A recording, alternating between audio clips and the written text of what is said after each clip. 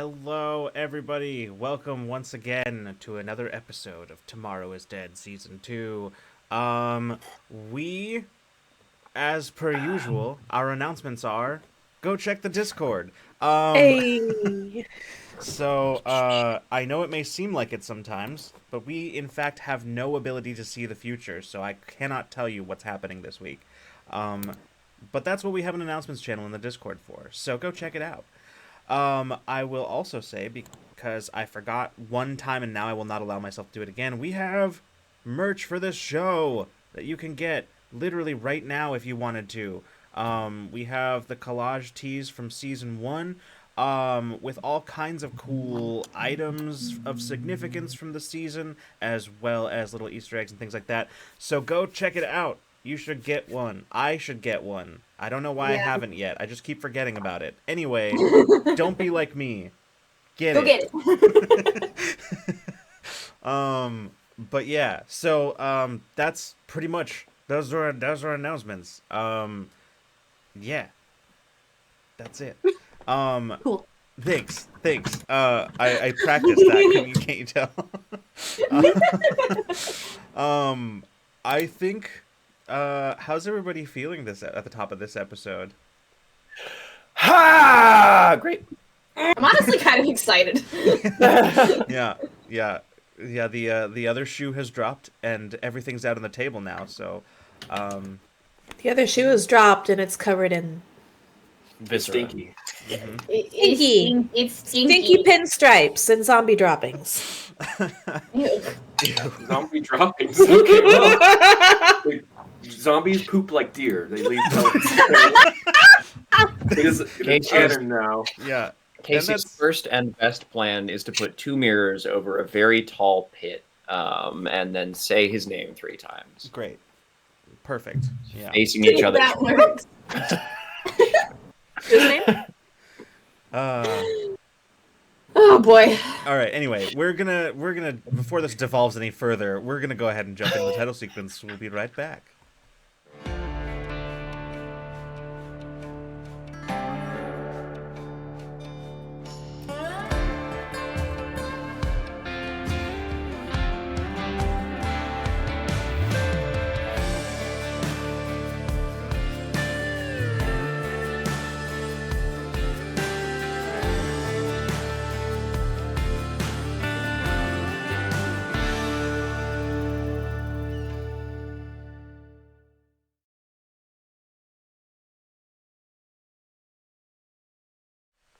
And welcome back. So when we left off, hold on, I should do this right. Previously on Tomorrow is Dead. No. In a world. Okay. Last time, we started out sort of after a bit of a time jump as Maisel, Frankie, and Kit were finishing up their sort of vigilante justice mission to defeat Seth McCabe and the other raiders at Salida. And in a sorry, all of my sound volume levels are off here. I'm just adjusting on the fly. All right. In a sort of final standoff situation, Maisel and McCabe had sort of a brief moment of interaction where Maisel found herself sort of hesitant to just sort of execute the man, which Kit picked up on and opted to do it instead of Maisel. This prompted the surrender of the rest of McCabe's people, who basically collected his body, and packed up their stuff, and promised to leave and never come back. At which point, Maisel and the others returned home, where in the ensuing months they had been sort of working to make the bunker a livable place and a defended place, and with their fair share of their own drama, struggles, and trials, but they managed to get the bunker into a mostly functional kind of living situation for themselves. Even establishing a council of sorts of leadership, a sort of healthier turnaround than what had been previously happening in terms of leadership. And as Maisel and the others returned to the bunker, there had been some fairly intense conversations between Gabby and her brother Zeke, and then after the return, between Casey and Maisel, sort of Maisel finally opening up and explaining to Casey everything that had kind of been happening, just in time for the bunker's second secret issue to be revealed, which is that It's haunted. It's haunted. Yeah, the bunker's haunted. No, an attack, an assault by the dead, spearheaded by the return of the man in the pinstripe suit, caused a breach within the bunker, which, in spite of how unawares it took the survivors living there, was weathered pretty decently, with few with only, I think, 6 casualties, 3 fatalities, 3 injuries. One of those injuries resulted in an emergency amputation.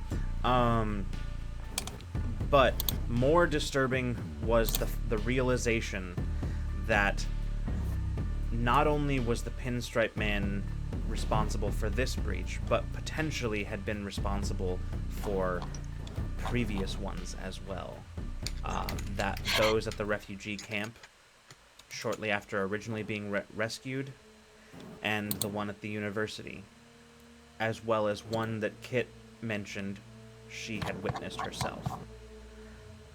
So, after sort of making safe the bunker, that's where we will sort of jump in at this moment. I think it has probably been, probably like a day or so since the attack, that the full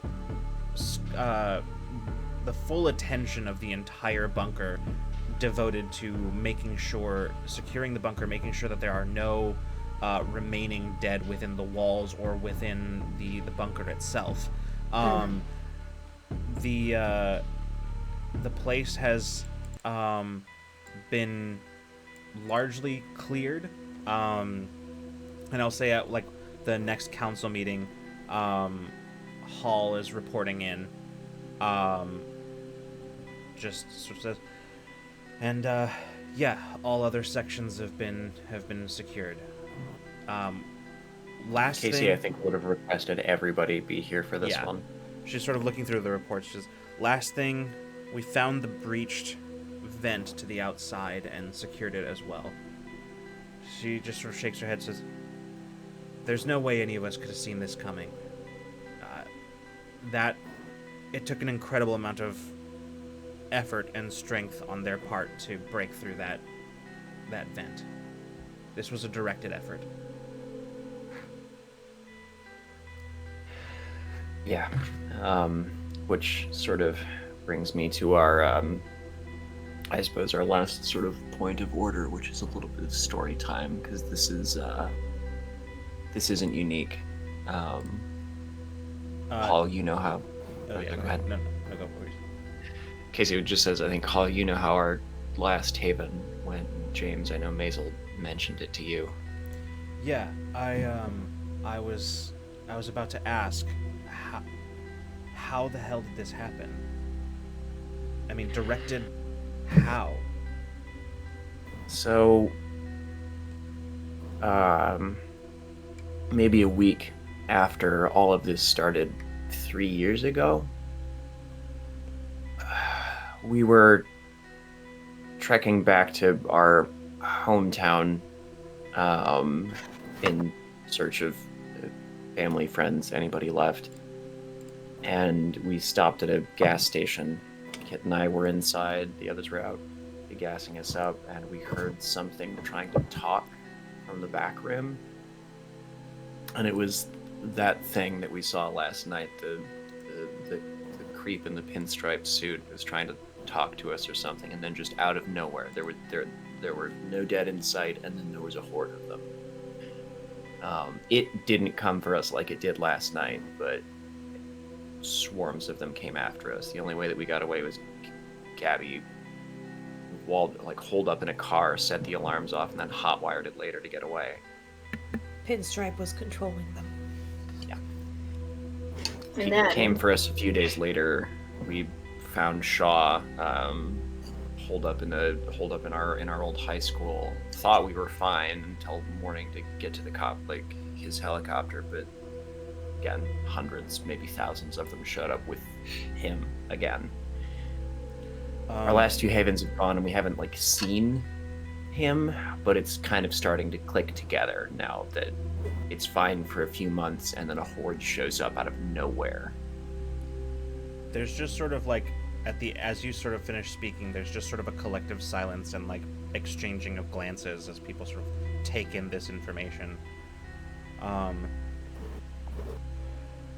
Anita, who is there, looks at James, and she just looks at him and goes, "Cody." He looks at her, and you can see his expression darkens. Says, "Shit, you're right." He shakes his head. He says, "Anita and I have been surviving together pretty much since the beginning. We were holed up in a place in Cody, Wyoming. Yeah. It was pretty secure, and until it wasn't. We barely made it out. Almost nobody else did. We couldn't figure out how they got inside, but at a certain point, you live long enough in this, you start realizing that it's all kind of inevitable, but maybe there's more to it than that." Yeah. We haven't seen him the last few havens that fell, but after what I saw tonight, if that thing is still around, and we almost lost this place that way, I can't believe that all the guards that we had posted, all of the ways that we had plugged up holes at the university, not that many, not that fast, not without help. Hall shakes her head and says, "How the hell did this happen?" She looks over at Chuck, says, "How the fuck did he get past you?" Chuck says, "Us." Says, "We didn't see anything. We were distracted. We saw the group of them coming, and I was trying to radio in, but then all of a sudden they were just on top of us. There wasn't time. We didn't see any fucker in a pinstripe. Nothing." Yeah.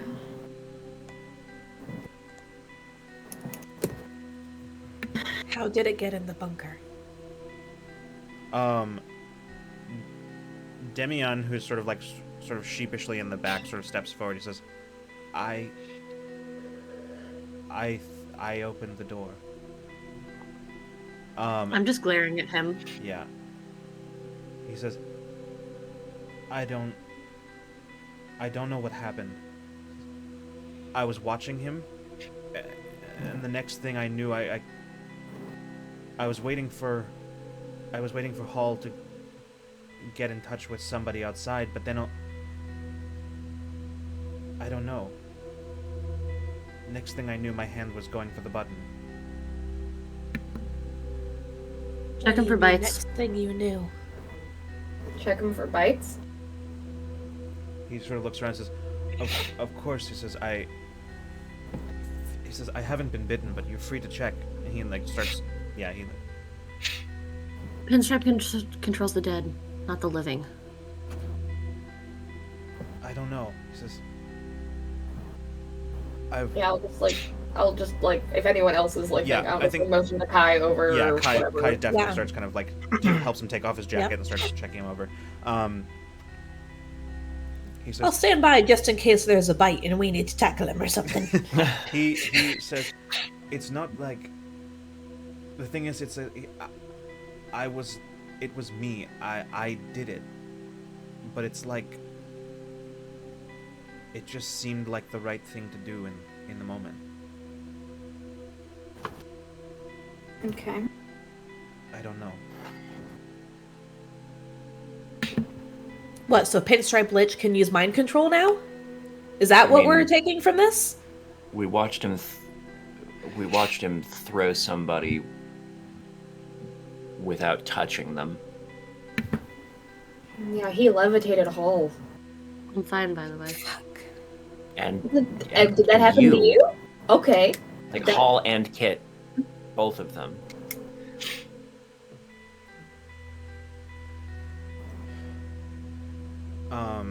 Kai finishes her examination. She says, "He's clean."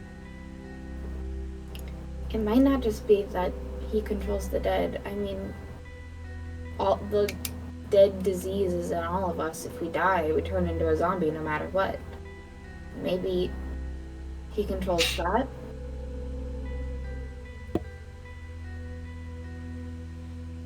Once again, that I keep my mouth shut, but I kind of like raise an eyebrow at Kit. yeah, there's sort of silence. Because I don't want to say it in front of the group. Yeah.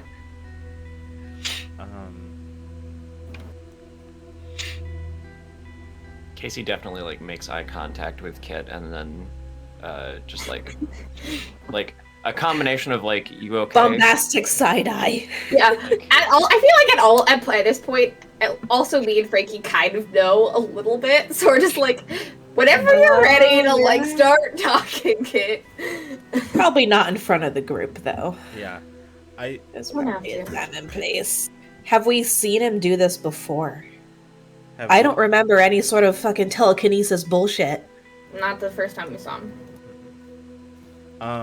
He's evolving? Is that a thing? Is he evolving? Is it like... Gabby just angrily eats more of her food. What did you say, Kit? Comfort eating. I've never seen him do any of that. I've seen him gather groups and disperse them just as fast. Like he has a horde kind of assemble out of nowhere and then they scatter once the job's done. But never seen that. I've never seen him affect the living either. If he Well, could have before. either he's evolving or we're just so badass that he has to pull out new tricks. Yeah, he's desperate. It feels like the kind of shit that I would do if I was running a lich. Yeah, because the first time we saw him, he followed Gabby, so we got separated in the first 2 weeks. Gabby found her way back to us, and he followed Gabby from the gas station and swarmed us. We only barely escaped, and Kit didn't. Kit saved us. Mm-hmm. Then the haven that we were all at, our town that was evacuated, got overrun immediately. And then the university, and now here. If he's doing it other places, at least it means that he's not following us. But also, is there only one of him? There's living people here, so he'll be back. Yeah. But is there only one of him? Like... Are there more like him? Yeah. So I'm wondering, because... When did, Cody go down? James... I'm just trying to figure out a timeline. James frowns. Had to be... What was that? 2.5 maybe years ago? Maybe less. Hard to say. And now. when did our first one? When did the first one go down? Sorry, Casey, Casey at this point has opened the map and is now writing down locations and dates. Yeah. And is corkboarding this. Yeah. When did our first haven go down? That was probably about 6 months after, like, season 1's finale. Okay, and Well, also about 2.5 years ago. so about 2.5 years About ago. 2.5 years ago, yeah. He shrugs. It could be. I'm not sure. It could be more. It could be less. Still, I point to the map and kind of show where I saw the one. Yeah. How long ago was that one? That was Like a year? Yeah, it's like a year ago. Yeah. Kit. Yeah. You see Kit point to one of the suburbs of Denver. okay. Okay. Yeah. Sort of on the eastern side of Denver. Where was our first haven? Your first haven would have been. I don't have the map in front of me. It would have been in between. Salute. Thank you. It would have been. On the western slopes of the Rockies. No, sorry, incorrect. It would have been on the eastern slopes, south of Denver. So, like, in order to get to the university, you would have had to gone significantly north, basically. Okay. So, yeah, you basically spent that intervening time traveling northward. Okay. Basically, what I'm saying is, right now in the bunker, you're the closest to your hometown that you have been for the last 3 years. Fun. Yeah. Cool. Where are we in relation to the campsite? Which campsite? The place where Maisel and everybody else were out camping when everything went to shit. Oh, you're actually pretty close. Yeah. But well, not close, but you're probably closer to your hometown than you are to your campsite. Because that was on that was very, very like northern Colorado. I think I just point out the spot on the map and then I say, I'm gonna go get some air. I'll keep watch out front. Thanks, kid. Chuck just says, well, hell, if this is gonna happen again, then I say the best option is we gotta make sure that don't happen.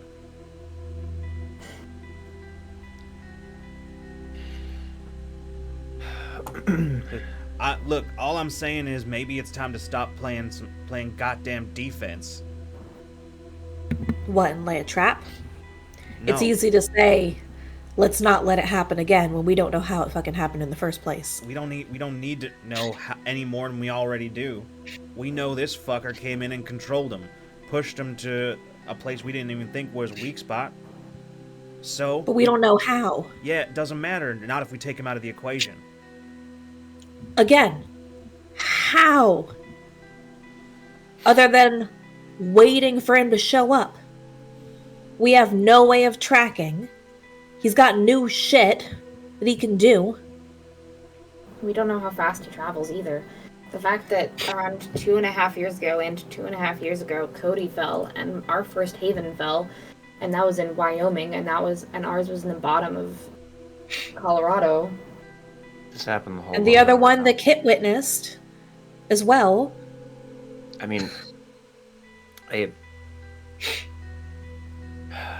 God, this all sounds insane, but it strikes. This happened the whole world over, right? You know, as far as we know, it's like this everywhere else. It has been for a long time.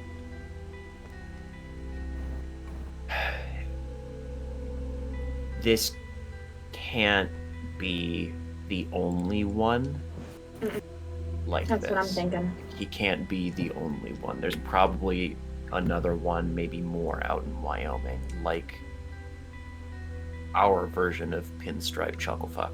Somehow I don't find that reassuring, though. I don't either, but it at least means that he can't. The simplest solution, I think, is that there are more than one of them spread out across however many miles, states, counties, whatever. It's a more comforting thought than teleportation, running around like he's Barry Allen.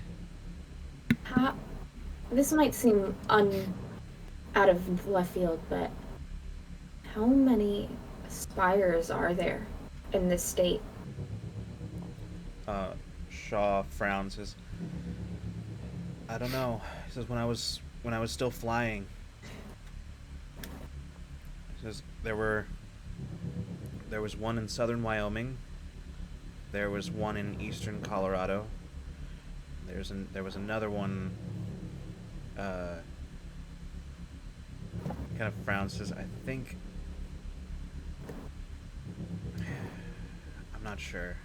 I thought I might have seen one on the western side of the state, but I didn't actually go in. I didn't fly close enough to see it. Was that where we were camping? Was like northwest? Okay. No, ours was probably southern. The one that we saw was probably southern Wyoming. It was the Wyoming Spire. Yeah, because I remember in the first episode, Lucas saying that it was like far, far away. Yeah. And we still don't know what those spires are, right? Has anyone here gotten close to one? They all kind of like look at each other, and they all kind of shake their heads. We've all been too busy trying to stay alive, not knowing what we're fighting Fair. against, to try and figure it out. We don't exactly have time for scientific expeditions, do we? Well, And you're thinking they're connected, Maisel? well, given where we found our first, I was thinking, Hannah being so close to where we were, if there are more than one, there's got to be some logic to it. So what if there's one per spire?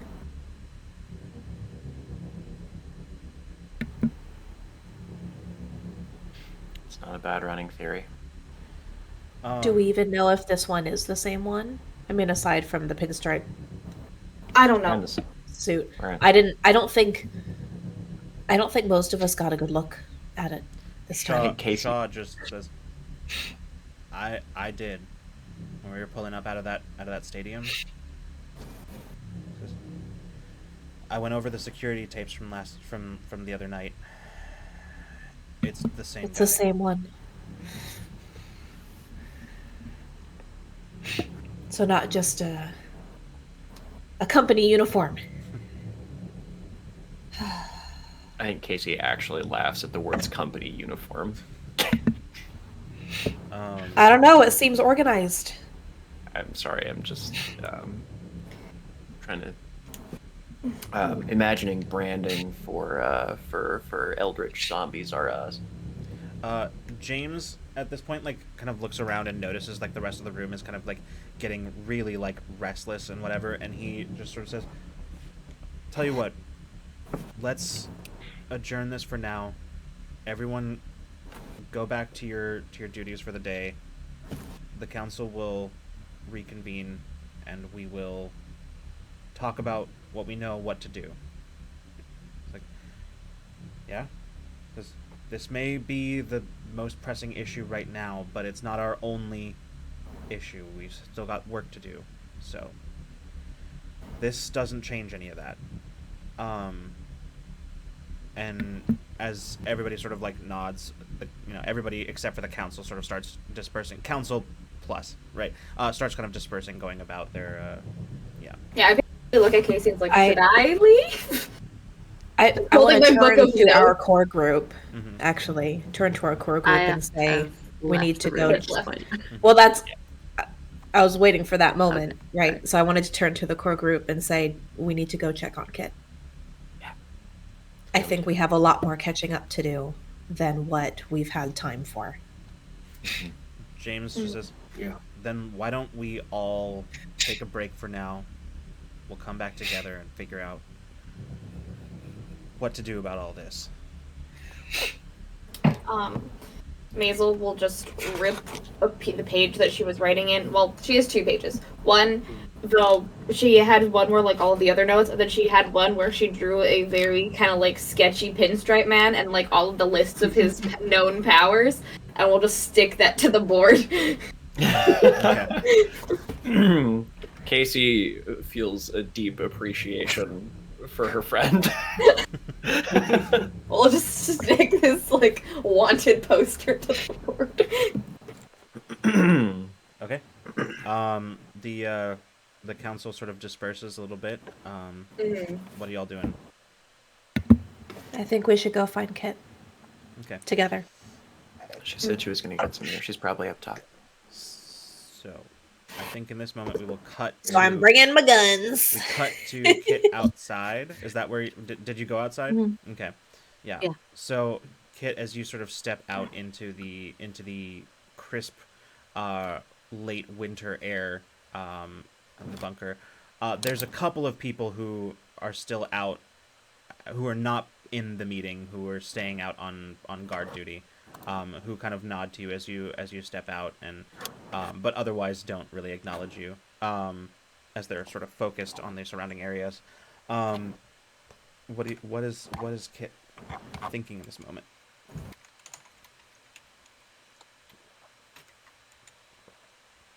I'm looking at the other people and wondering how he did it. How he got living people to just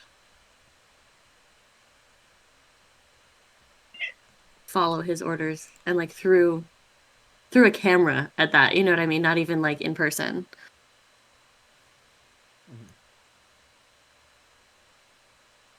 I'm trying to put myself in his mindset and figure out how he did it. Yeah. You're looking around at this this whole place, and as you're the more you think about it, the more it needles at you. And the more it needles at you, the more you start feeling something else entirely. Something that is not unfamiliar to you, but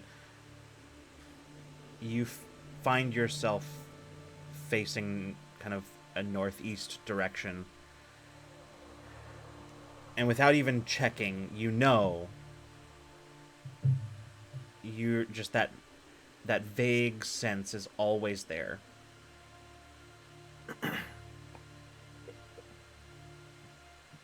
And you can feel that slight tug at your awareness.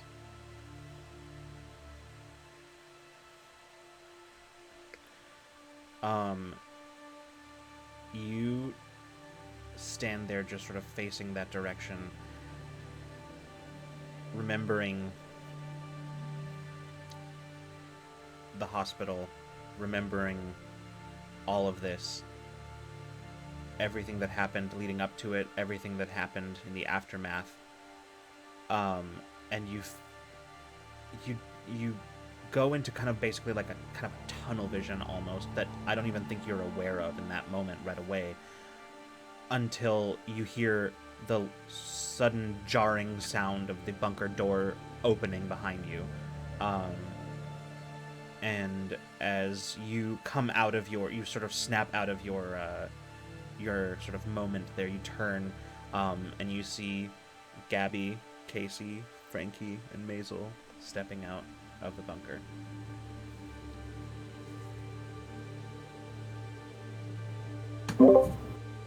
Smells a lot better up here.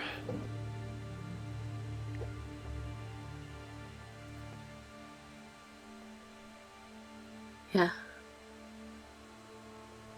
You okay?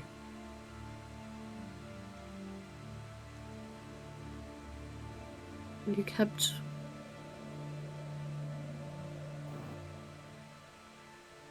You kept saying it.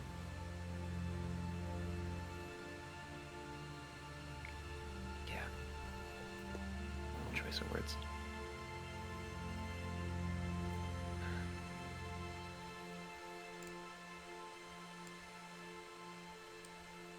I think you're right.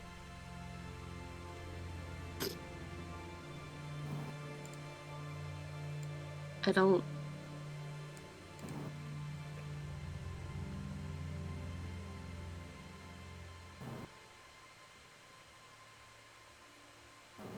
I don't think he is the only one.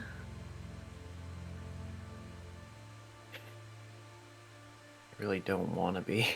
But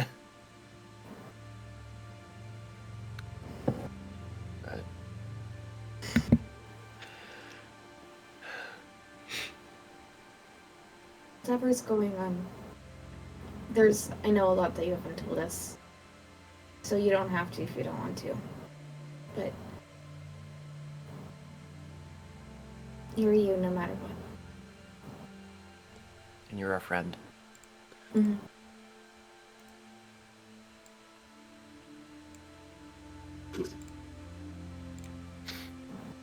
I just don't...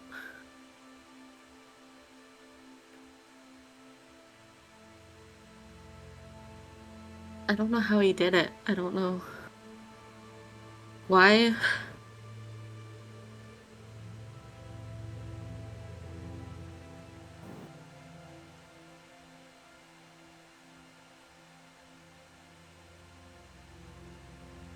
I spent so long hoping I wasn't the only one like me out there.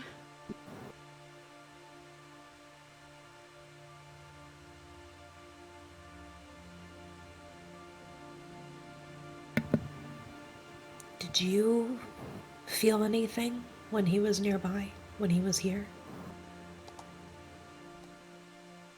As I asked that question, because it's cold out still, right? Mm-hmm.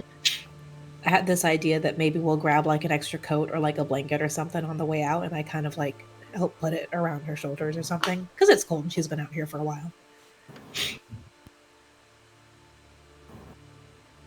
If she'll let me. have a blanket. I woke up.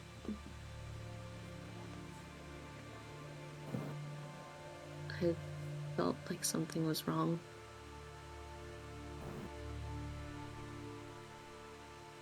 So I ran to check and I was too late. He was already opening the door.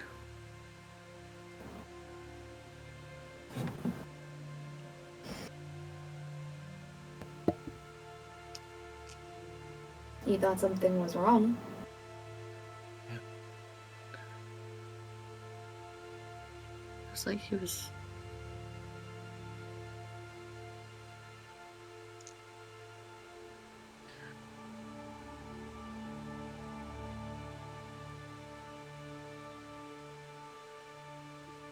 hovering there. I don't know. Like an awareness of him, or I guess I don't... Okay. It's okay. listen, you don't sound any more nuts than the rest of us, so like this entire thing, the last 3 years have been nuts, and weirdly, the more we talk, the more I feel like it's less crazy. And that's crazy. Yeah. It's listen, that's a paradox for Dr. Castle to solve. Never... I don't get it, but okay.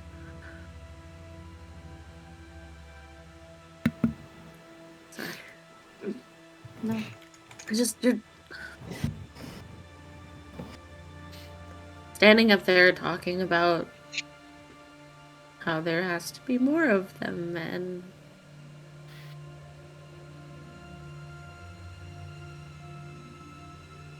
Are there any, like, stray dead around the area?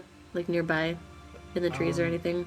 Probably, yeah. They mostly aren't getting that close, and the ones that do get close to the barricade basically just sort of, that's kind of why the lookouts are out here. Yeah. So like currently there are a couple that have like impaled themselves on some of the spikes from the barricade that are just sort of like, they're just there. They haven't been dispatched or removed yet. So yeah, there are some that are like just sort of on the spikes.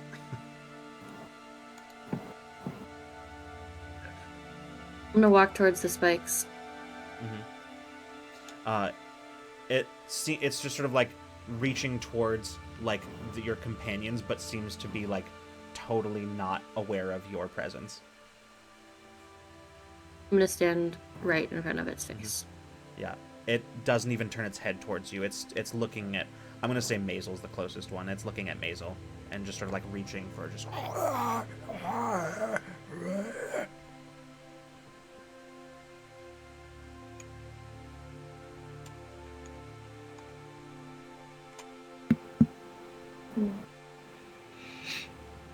I'm gonna pull out the hunting knife that I found like, at the hospital or whatever and dispatch it. Yeah, it just goes still and immediately just falls limp on the spike. And I turn and look at everybody.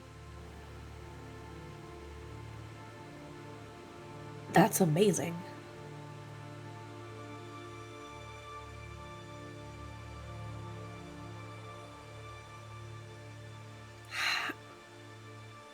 I feel like how's the wrong question? When?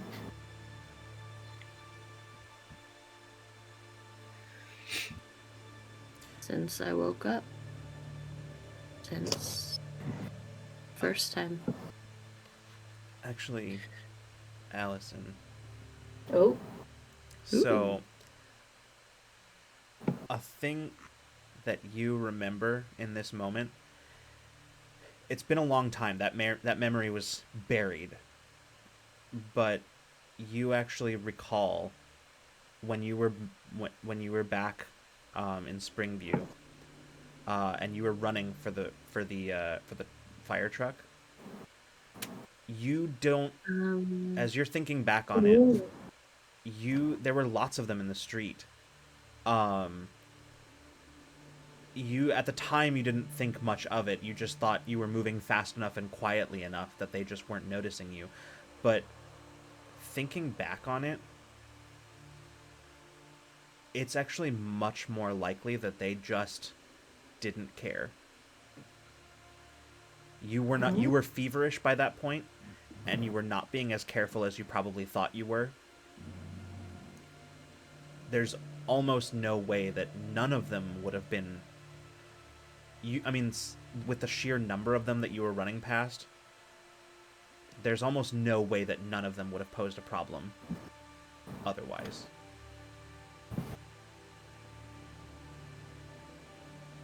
And scratch what I said previously.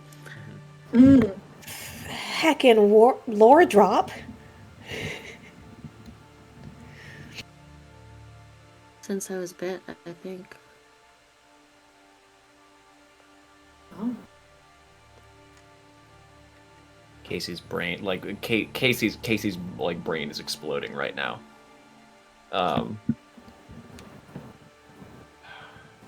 So, okay.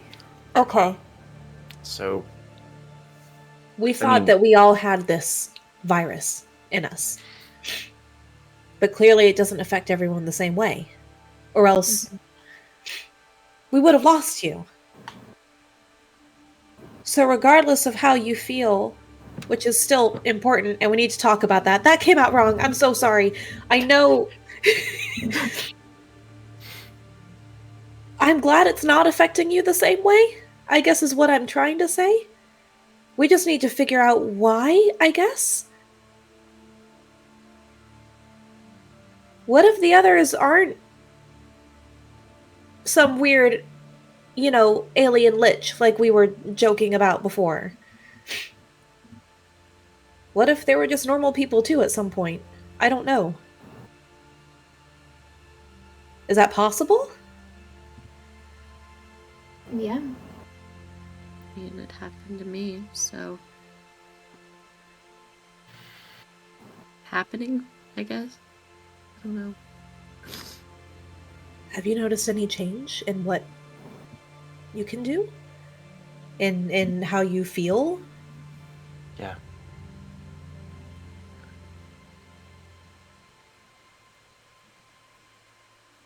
Feel that, and I just point in the direction in northeast. None of you have any. None of you know exactly. Like Kit is just sort of pointing in a direction as far as you guys are concerned. I look as if I'm gonna see something. Yeah. I think Casey glances, and then, having just spent most of that meeting staring at the map, is like northeast. Is that where? Wouldn't that be the eastern hollow, or is that a different? So. Or is that the Is there a spire? Is that the Wyoming one? Let's see. Who makes? I think Frankie. I want you to make a survival roll here. You still have my binoculars. I don't think the binoculars are going to help with that. Sure they will. They're useful for scout, I think, but Yeah, for scout, I would say that's very valid. Looks through the binoculars to the Okay, northeast. fine. See it. Enhance. I don't What think do your that scout eyes see, binoculars Frankie? That good in our party. yeah, probably not. So yeah, go ahead and give me a survival roll here. Survival roll. That's like not. That's I'm rolling. Let's see. I'm rolling 8. So, Elf. Thank you. Help. Yeah, that's what I said. I love it. technically, it's also what I said. So It is tech. Yeah, it's True. It sounded almost Oh. commanding though, like health. healing word. Freeman cast healing word. Yeah, that's correct. Hold on, I got a Damn it. D4 here. I got a D4. Good. Do I have? Am I? I don't think. No, is there stress no, right now? no stress at the we moment. kind of. That's danger. I mean, there's stress, but not mechanically. Yeah. There is one success out of Okay. a sea of disappointment. Frankie, you also were standing in relatively close proximity to a map, as well as sort of just being generally acquainted with the geography of the area. The direction Kit is pointing, as you sort of think about it, you realize Kit is pointing like directly in the direction of Denver. That's Denver, spot on. Yep. It's like a.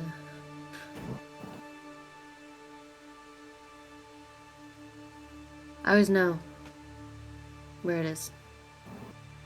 It's like some creepy internal compass. Compass to hell. Just to hell. I maybe don't call it that. I don't think that helps. There's one of those things there.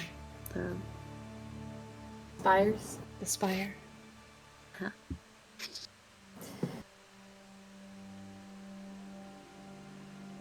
I wonder if we need to go to a spire. That's what I was thinking. Like, I know that we just went on a field trip, but maybe we need We to go on can't. maybe we need to go on a field trip for you this time. I tried. I can't. What do you mean? I can't get close to it. I can't. You can't What get happens close? when you do? I don't know. I just. Lose yourself? It's like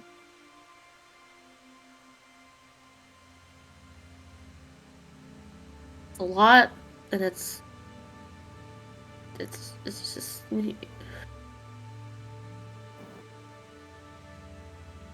like TV static when it's all like fuzzy and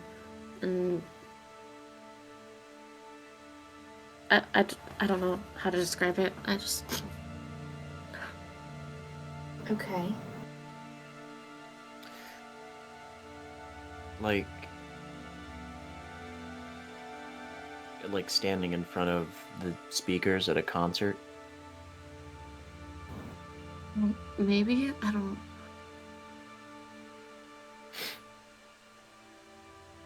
I went to it and I failed because I couldn't get close. So I left. Well, you didn't have us last time, so there's that. Yeah, I think it's worth a shot. We could go to a different spire. That one's closest.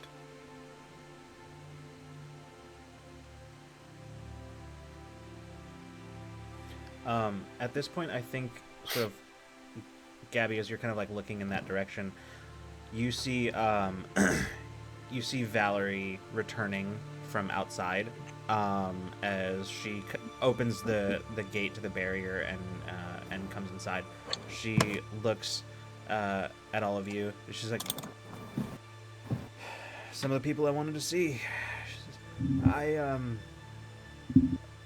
went scouting to see if I could catch any trail of, well, anything really. And I picked up a trail that, I don't know. It didn't look like the other dead. They kind of shuffle when they walk. They leave a long, dragging track in the snow, but these were footprints. Definitive footprints. Not dragging or stumbling like the others. What direction? She turns and points, and you can see that she is pointing in the same direction. Taste.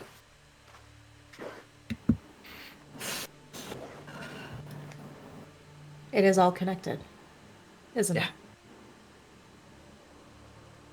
it? Of course. Sure as shit is. Either nothing matters or it all is the same thing.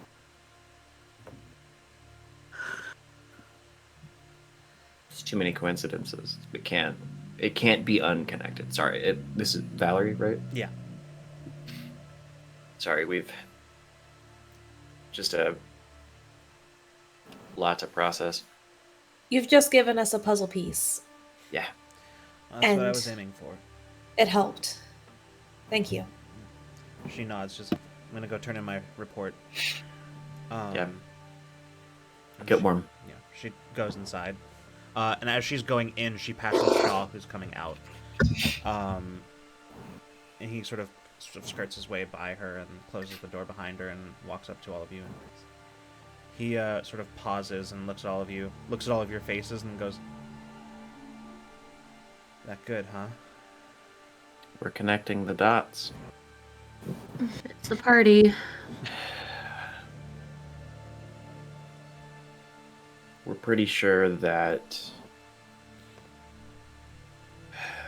this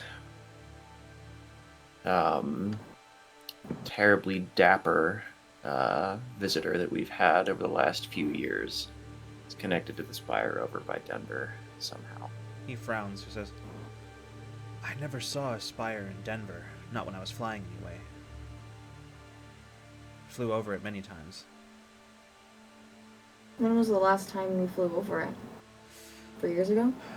Yeah, it would have been... Last time would have been when I was on my way to Springview, actually. On my way back from... Or technically it would have been when we were... I mean, we all passed... I mean, none of you were in exactly the right frame of mind to be sightseeing, but we passed it on our way to the refugee camp. So it wasn't there. No, I would have noticed. But there's one now? Maybe there Well, always sure has it been. is right now. Yeah. Did you see it? Like So it's new. see it? I just I'm trying to decide, like, is it underground, is it above ground? Like it's there. It went. It's there. Okay. No, I trust you. I trust you. I just, I was just trying to figure out, like, was there like a secret one underground? No, it's above. It's above the earth. Okay. So not all the spires came up at the same time. This one's new. Within the past 3 years, Dish. right? That's what. Okay.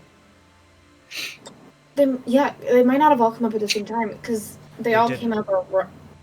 Yeah. They didn't. Before this all went down, the first couple of them were found in Australia and Antarctica, and then they started popping up other places too.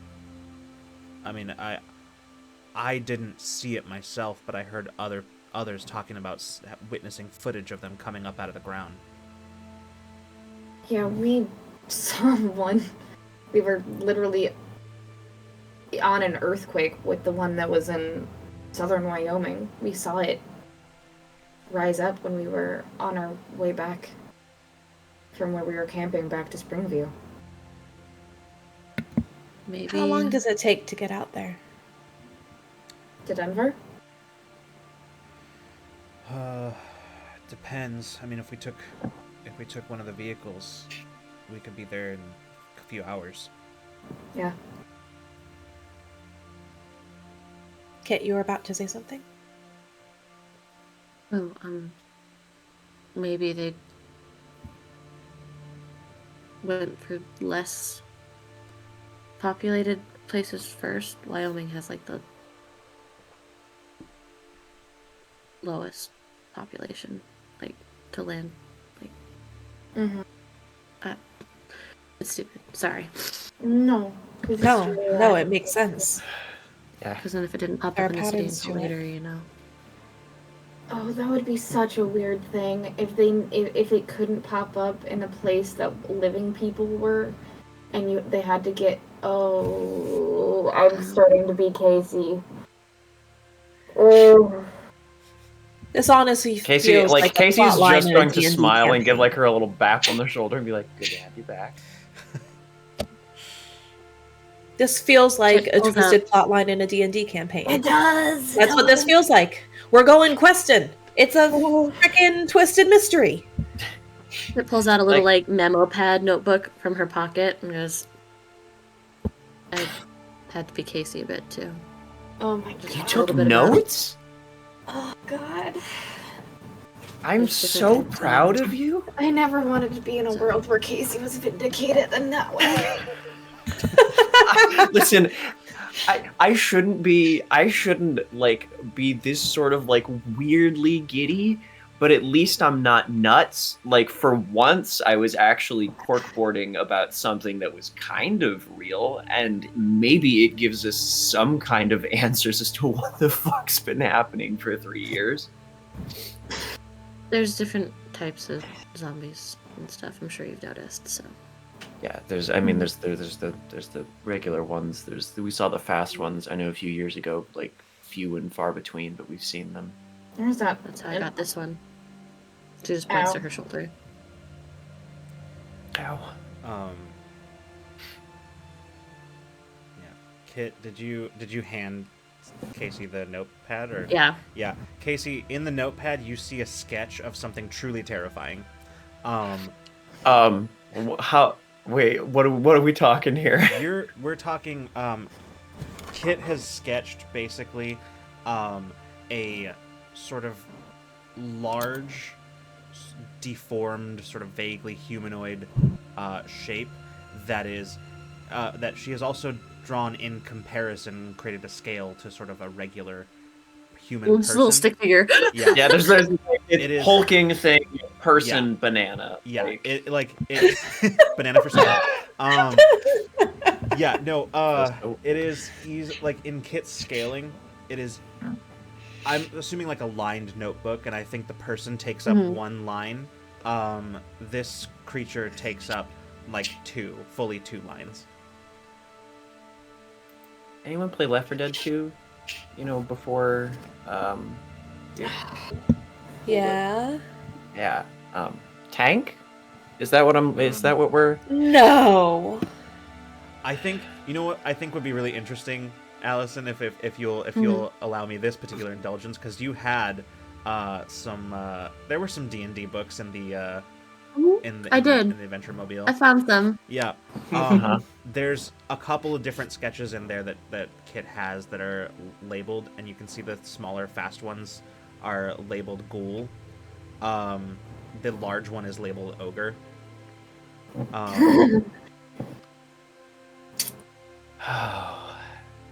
Again, this is all deeply fucked up, and I'm so sorry that you had to, like, deal with all of this the last few years, but I am also... This is great. This is also good to know. I'm glad that we're not finding out about one of these things when it shows up, so we can at least prepare, you know? The big ones still notice me. They still At least notice you? last I checked, yeah. Trust me. Shaw frowns, says, "So you ran into one of these things. How the hell did you get away from that?" I didn't.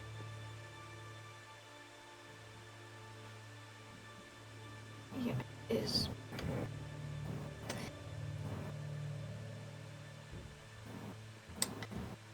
Fucked up my leg pretty bad.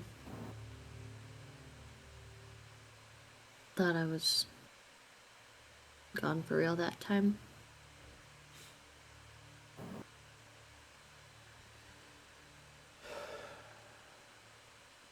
Another fucking vehicle too. Jesus. Are they fast? Or... Just strong. Now this is a terrible thought. What if every time you get bit by a different class of zombie, you're now immune to that kind of zombie?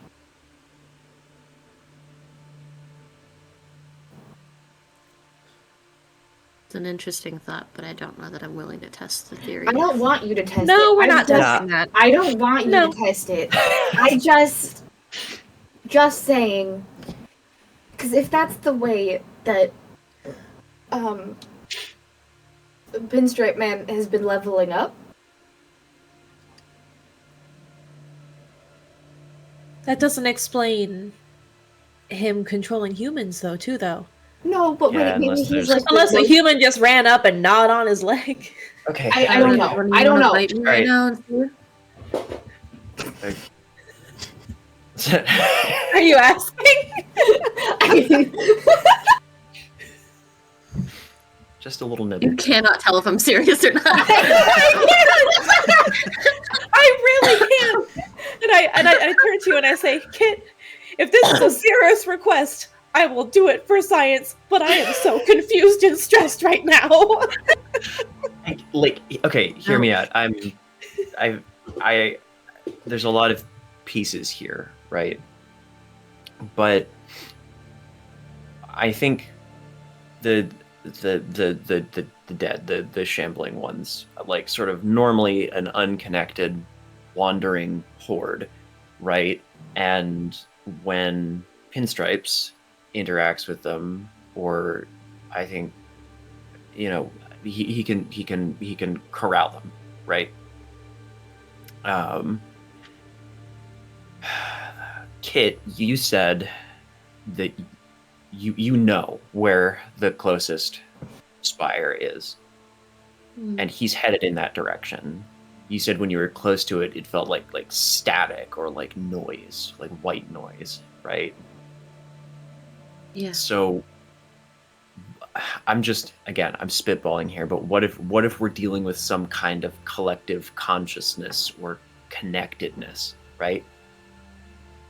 Right? Something like that happening that allows this guy to talk or communicate with lots of them at once. It's the only thing that I can kind of connect some kind of weird, again, to use D&D terms, psionic bullshit. Or an elder brain. Yeah. An elder brain. An elder brain. Elder brain spire. So There's they're like radio towers. Yeah. there's like a tugging.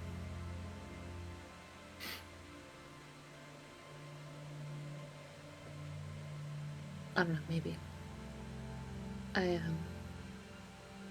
haven't been willing to see what happens if I follow. So Well, I think the main thing we need to know now before we do anything else, would you be comfortable trying to see if we can get close to this fire?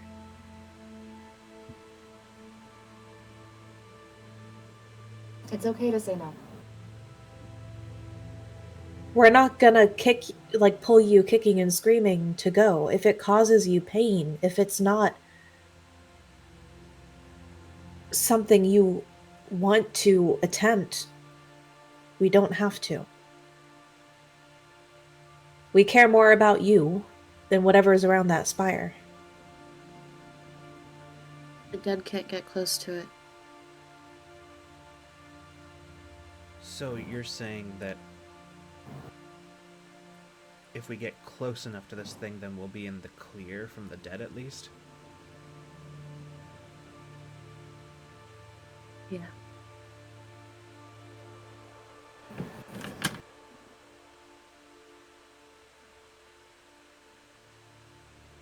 So we just... Look, Shaw kind of like... He's sort of like, just sort of rubbing his forehead and just... We're in a bad situation here, especially now that this guy knows where we are. If he's gonna come back, he's gonna come back and hit us harder. This... He sort of gestures around and says, this was... It feels like...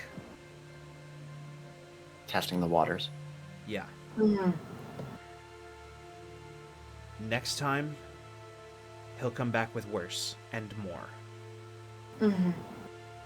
Even if we make it so that they can't get in, he doesn't have to keep us in there that long. We don't have that much food left. He can make And us if open we're the door. Look, here's all I'm saying. He kind of looks to you, Kit, and just says, I can understand not wanting to go. I think we'd have a better chance with you, and I think this is something we need to do. Because Chuck's right. We can't just keep sitting around waiting for an attack to come to defend. Do we need to relocate people, or do we go quickly and have people continue to hole up here? I asked just the group in general. We know from Valerie that he was heading back that way. It could be... I mean, there's loads of them in Denver, or he could just be heading out to the northeast to rally up some more. But I get the feeling that if we follow him, or if we head that direction, we'll probably get his attention. You'd have to, at the very least, choose between following us or coming back here.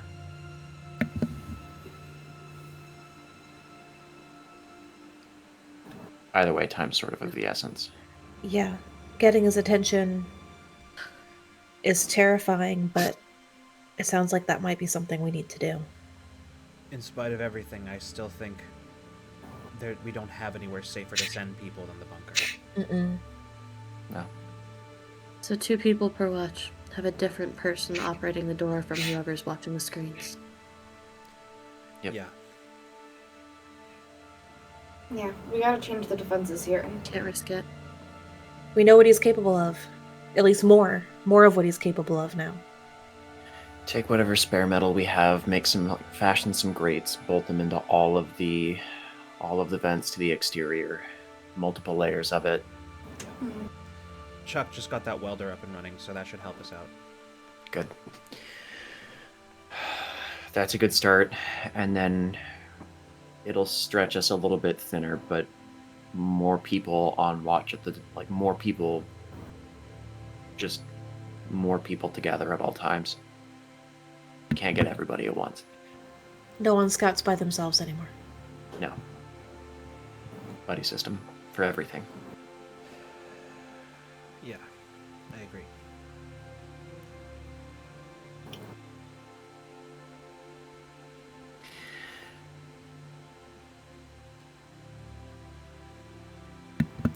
So we doing this?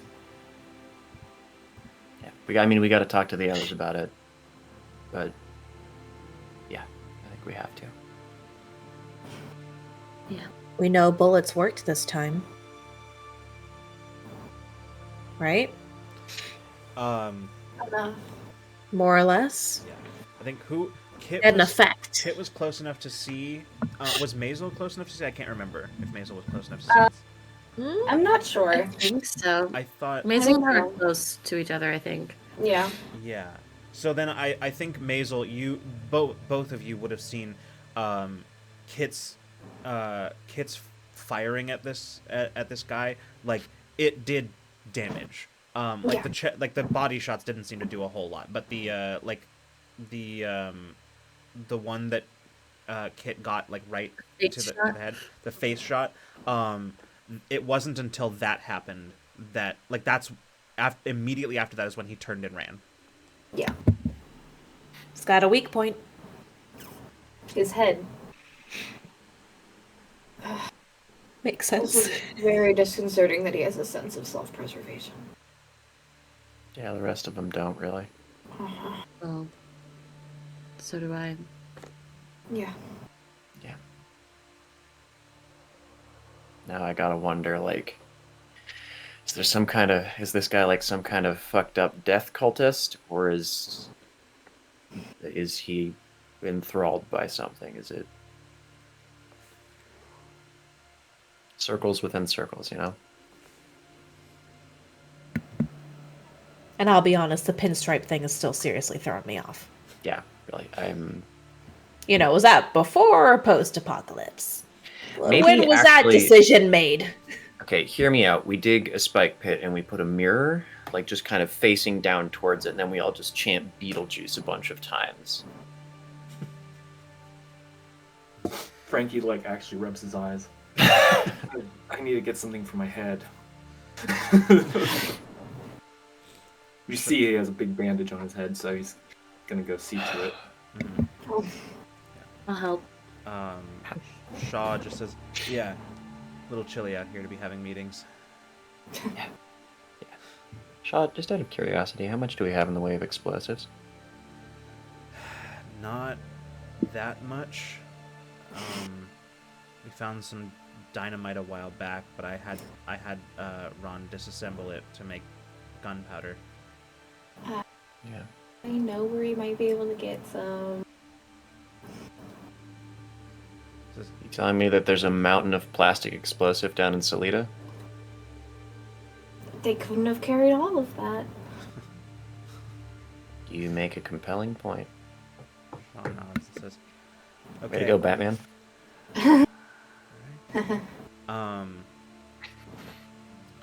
Alright, as you all kind of turn and start heading inside, Shaw just sort of like kind of hangs back a little bit and puts his hand on your shoulder, Maisel, and he just sort of looks at you and says, "I didn't really get a chance to say it yet, but I'm glad you're back." Thanks.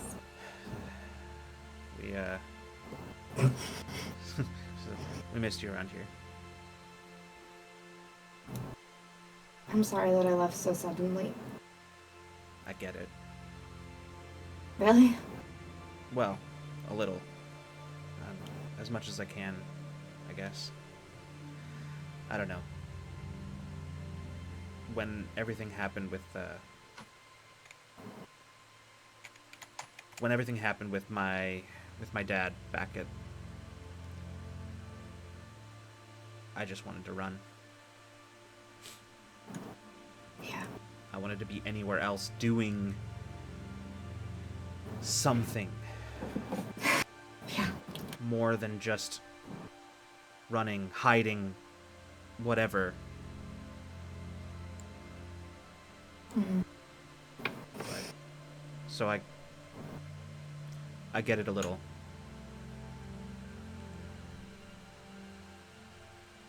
Yeah. I think there's a little bit more to that. But, yeah. It was hard seeing everyone having a good time, and I wanted to protect them. He stops. He stops at this conversation happening as you're walking through the quarters. He stops you, Maisel, and he just sort of turns you to face him, and he just looks you dead in the eye. And he says, "I don't know if anyone has said this to you yet, and if not, then they should. But thank you. Those people, that guy, it's bad news, and sooner or later they would have come for us too." Yeah. I saw them murder people in cold blood on the way. I couldn't. It could almost talk me out of it. Because I missed everybody so much, but after that happened, he had to go. Yes, he did.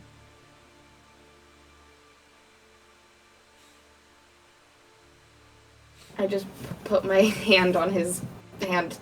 Mm-hmm. Yeah. Thank you. He nods to you and then just kind of seems to get a little sort of off. Yeah. And then just It's just yeah. Okay. You had a moment. You both got a little then you both realized you were having that moment, and then Yep. Yeah. Yep. You just Cool. Continue on. All right. It's a little early, but I think this is a good moment to sort of take a break. Oh my god. So let's go ahead and take our break right now, and then we'll come back into this in just a few. We will be right back. Yeah.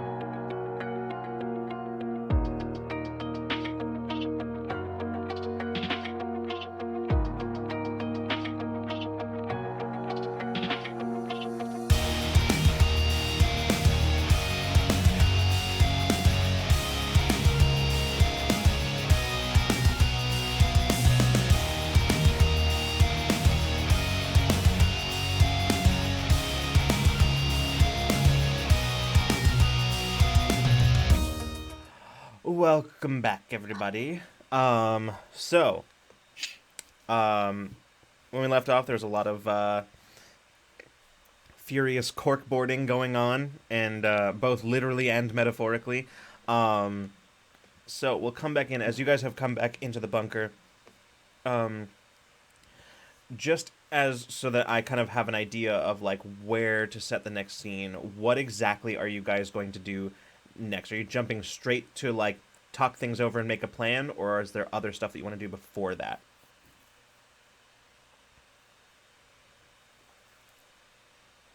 I was gonna go check on Frankie, I think, because he was doing Right. Okay. first aid stuff. Okay. Yeah, I think that's totally fair. We can start there. As Frankie goes to sort of the goes basically to the medical station. You which this being the bunker of a post-apocalyptic death cult, there really wasn't an actual med station. It sort of had to be set up, but which Kai has had that up and running, with Anvil helping out a little bit. And as you come in, Kai is seeing to some of the injured from the attack, and just sort of like, just looks over at as you come in, Frankie, and they just look at you and say, you're is this a new thing or the same thing? It's the same thing. I know the drill. Okay. I just need some gauze. And No, some just wrap. wanted to make sure that you didn't need more of my attention. And she says, Anvil, You're want to good, get you're him good. some of the gauze? And she like goes over and starts kind of like gathering. So goes to like the cabinet and starts kind of pulling out some stuff and to bring it over. Kit, you enter as Anvil is like handing him these like the gauze and sort of stuff. She just sort of like looks at you, Kit, and just says, welcome back.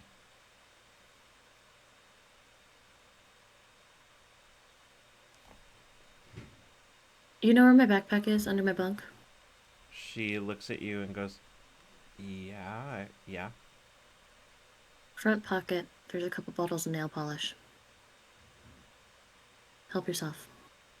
She looks at you. She looks for a moment like she's like trying to figure you out, and then she just sort of like smiles and says, "Cool."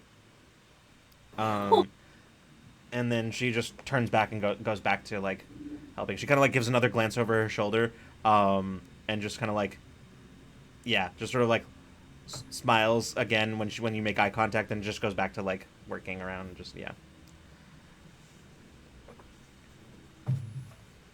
think I'm just gonna Frankie's kind going of- to Go ahead. take a seat. And not going to take up a space for the not going to take up space for like potential patients. It's just kind of sit down like on a chair next to a empty bed probably, and just kind of like start trying to figure out where the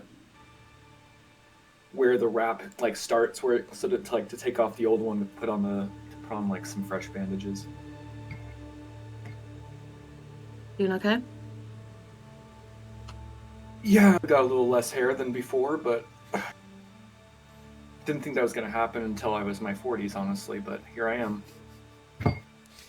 Aiming for 40s is good. Yeah, you can see as he undoes the bandage, there's just like a patch of hair that was just like ripped out. There's like some blood and like minor kind of wounds, but it's nothing bad. You need help? Yeah, that'd be nice, actually. I'm gonna find something to clean it with for him. Didn't have much luck the first time. I appreciate it. Yeah.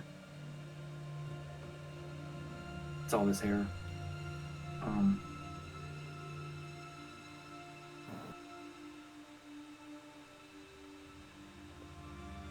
Sure, if I help. What do you mean? I'm not gonna scare you off or anything. No. No. The opposite.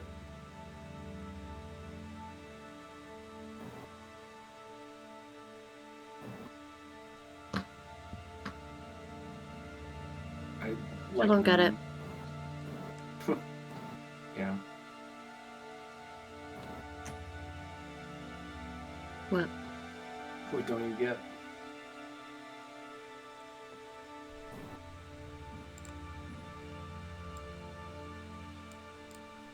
You just left.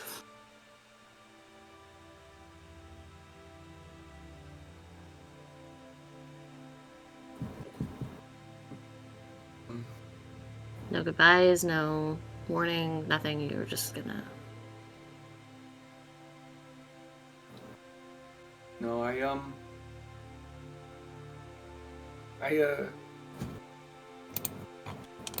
didn't handle that so well. Really?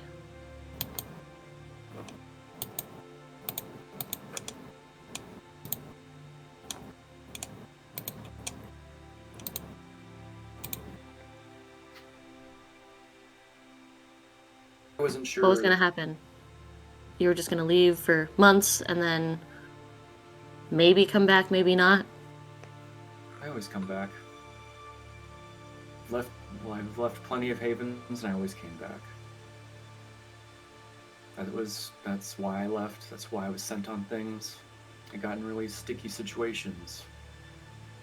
I always came back. Not I wasn't always. gonna let Maisel do it. Well, I guess luck runs out sometime, but that's not gonna stop me from getting what we need, doing what we need to do. I'm not going to apologize for leaving to do what I thought at the time was important, at least to protect someone who needed to have at least another set of eyes. I am sorry that I didn't tell you. I guess I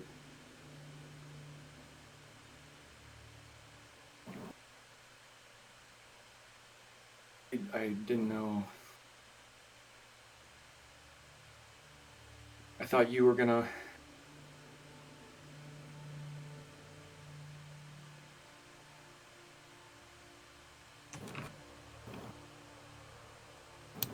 You'd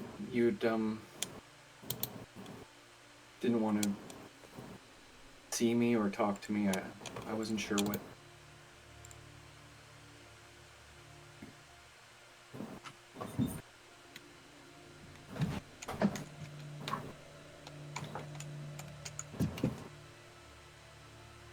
I'm sorry. I kept pushing you away. I guess I talked to you plenty. It just wasn't you. So learning the difference has been a little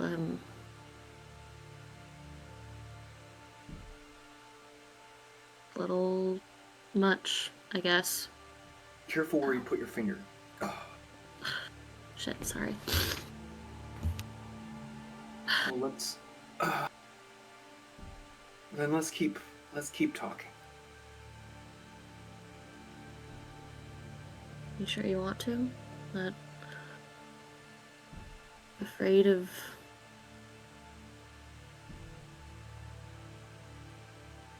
whatever it is I am?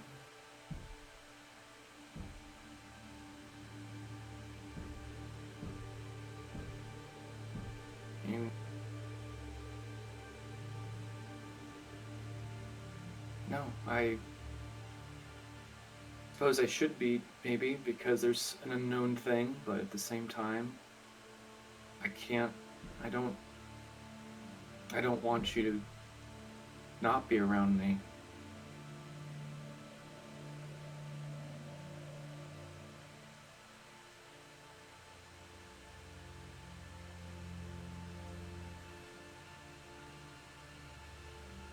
And I'm not going to.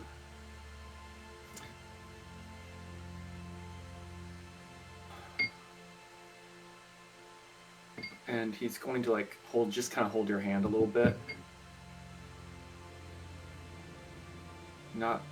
I don't want to.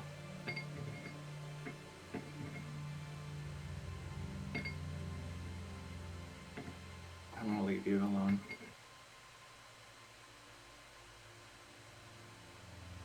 And stop doing it. Okay.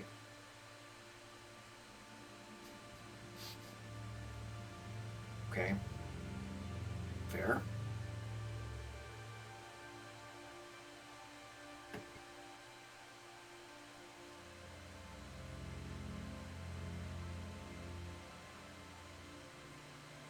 I'm not the same person anymore that you.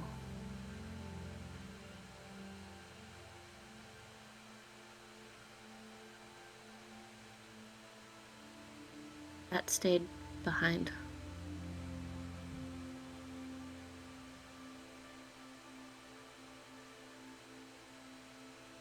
But I'm still the kid that made you mud pies when we were 6, so. You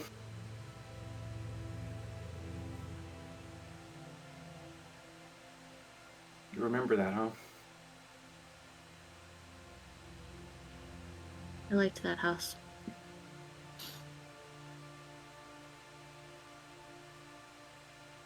I was probably there more often than my own.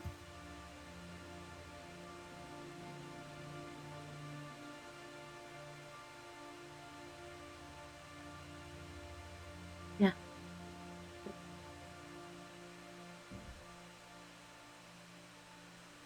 I could say the same thing after we moved, so.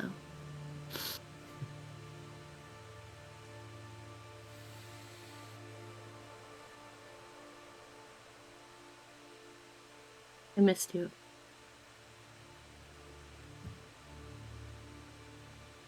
Frankie will stand up and kind of hold your shoulders and squeeze them. I missed you every single day.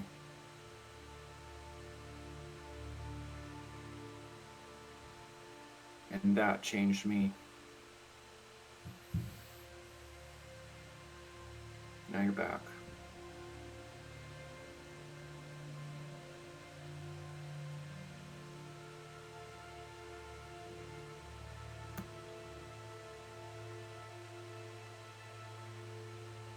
We're both different, but we're both the same, so.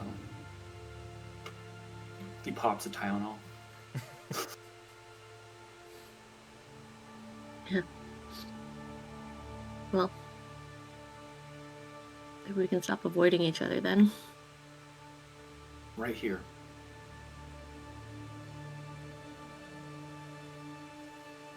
I'm not going anywhere. I don't have duties for another 30 minutes. Sorry, I'm not good at this part.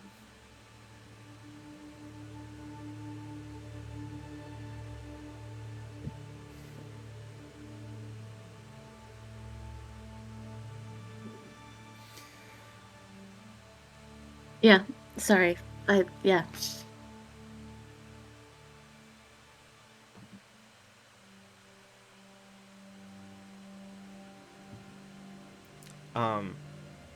At this point, Kai walks up and just sort of puts a hand on on each of your shoulders and just says, as touching as all of this is, I would like to remind you that there's not really a whole lot of, privacy in this space. Just reminding you all that we're all here, and you may want to take this somewhere else. Also, No. Frankie, you don't fucking need. Do you know how much Tylenol we have? It's not very much.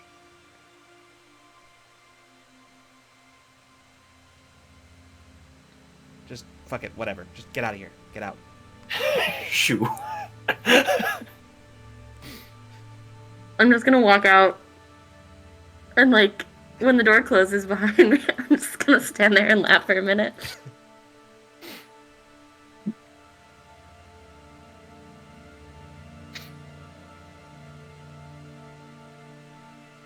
Oh, all right then. Yeah. 30 minutes, huh?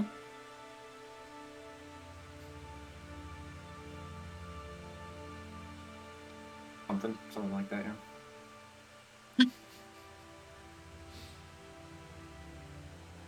I'm gonna lean forward and kiss him.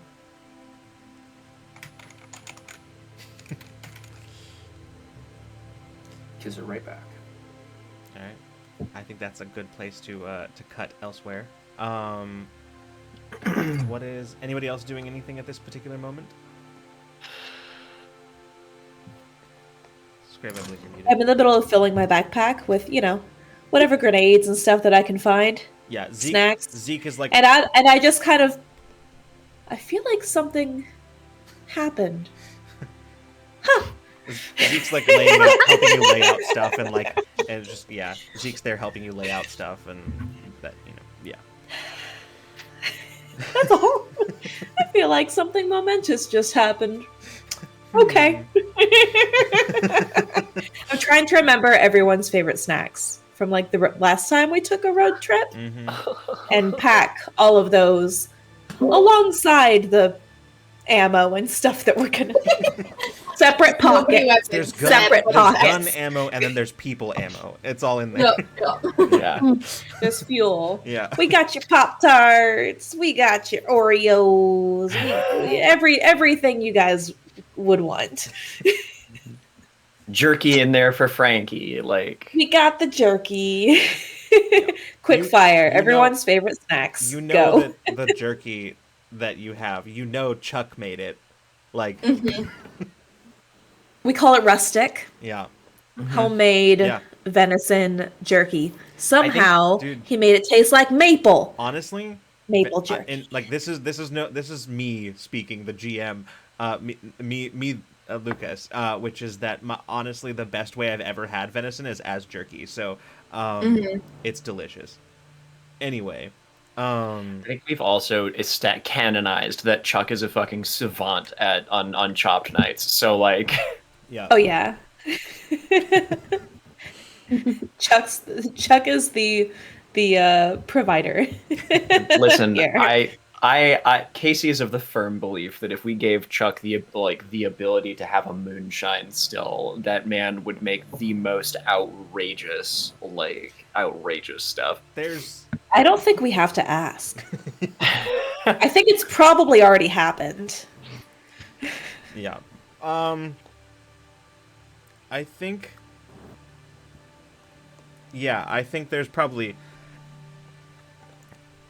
there's a good chance that Chuck probably has, like, if not actually done it, he is working on making a still. Yeah.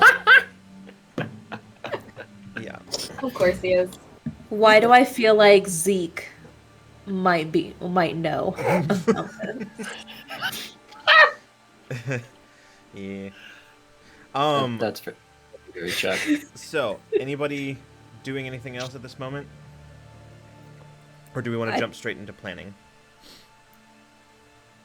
I don't know if it's now or before we leave. Mhm. We can do planning first, and then before Yeah. we leave, I do want to talk to Zeke. Obviously, I'm gonna, Yeah.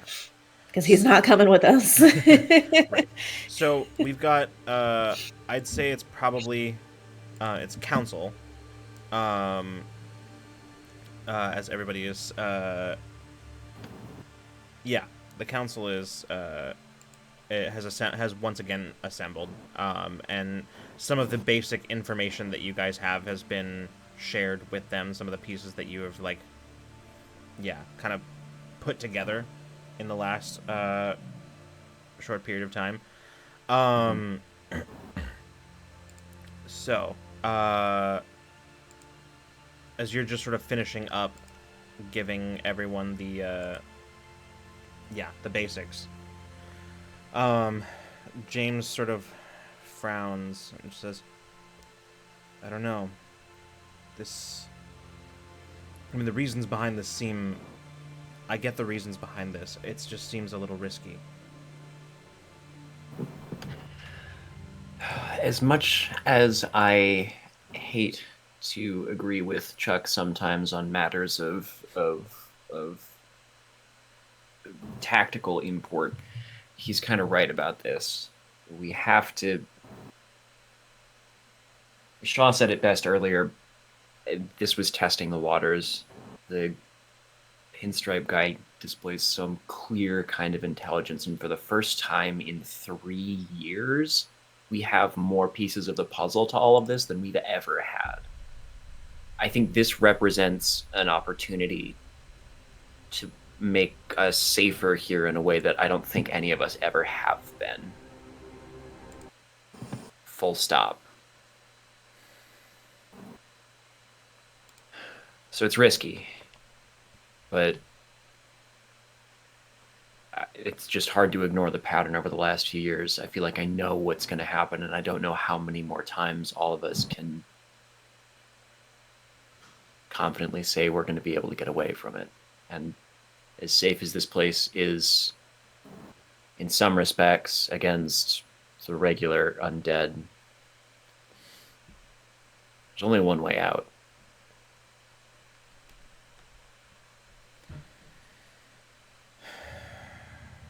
Sort of backed into a corner.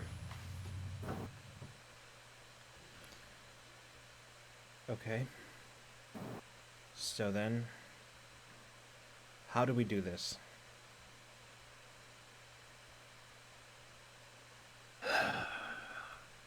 We know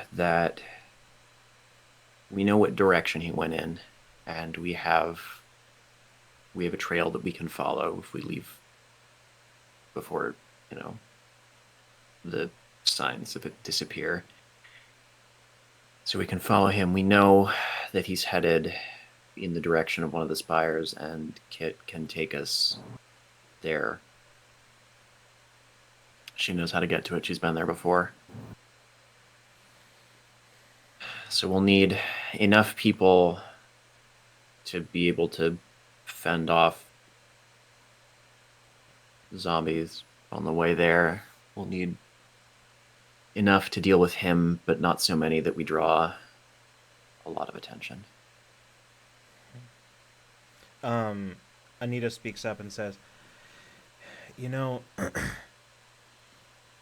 couldn't have been that many people left after Salida. There's no way that I'm able to take their entire motorcade. Yep. We were talking about that earlier. Maisel was pretty sure they probably have some caches of supplies left behind. Supplies, vehicles. Supplies, vehicles, weapons, probably. I mean, they probably take as much as they could have, but they can't take everything.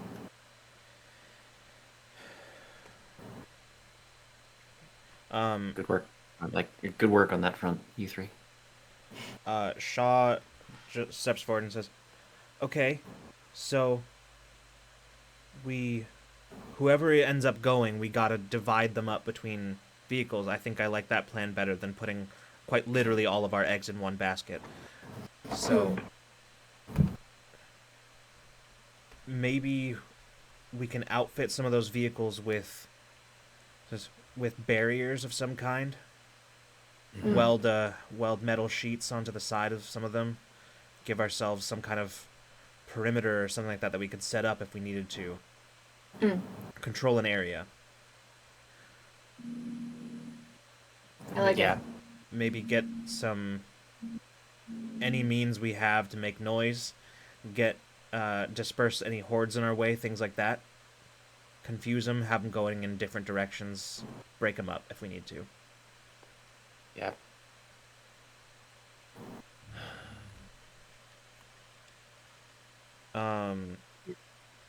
We can find any explosives down in Salida, just in case we, need to blow something to high hell. We can improvise some as well. Yeah. We've got Chuck knows how. We've got some stuff here that we can. Camilla, we have some stuff here that we can do that with.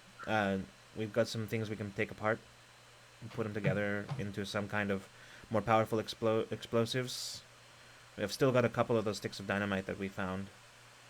We can see what we can do with that. Maybe try to consolidate the remaining black powder. Yeah, I don't want to tap us out for a variety of reasons.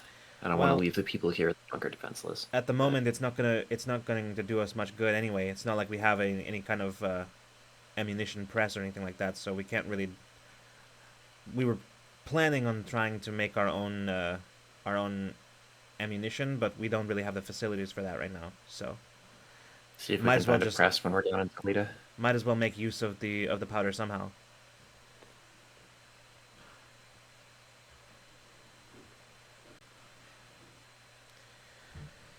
All right. So we make a trip down to Salida, and then we head up to pick up whatever we can.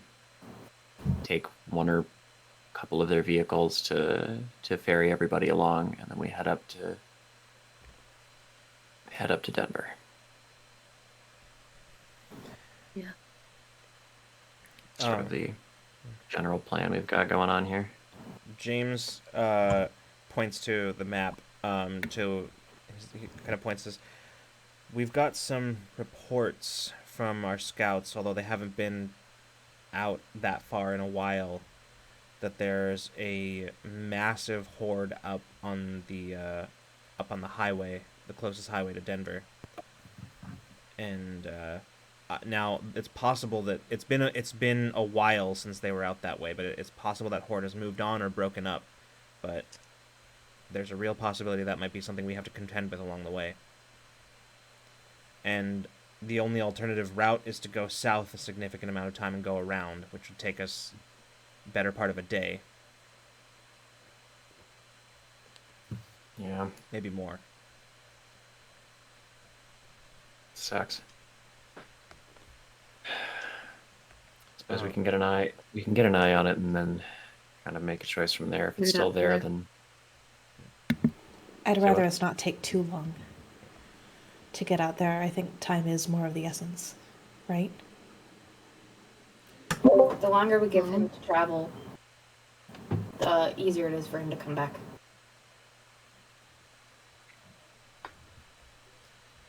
Depending on how big the group is. I just kind of look at all of you guys and shrug. Might be worth keeping an eye on that group. Right. We can have a couple scouts sent out at the very least. Take a look at the at the highway. See what we Yeah. see. James looks at Anita and she nods. She's, I'll get on it. And yeah, she goes about immediately. It's like getting a scouting group ready to go and check it out.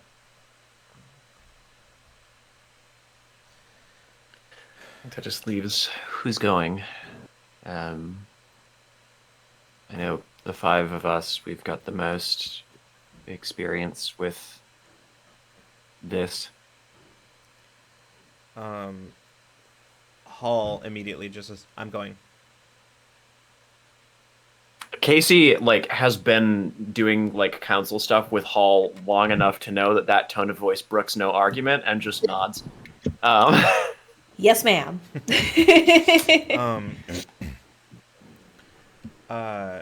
Shaw says, "Look, as much as I know we want to try to keep this relatively small,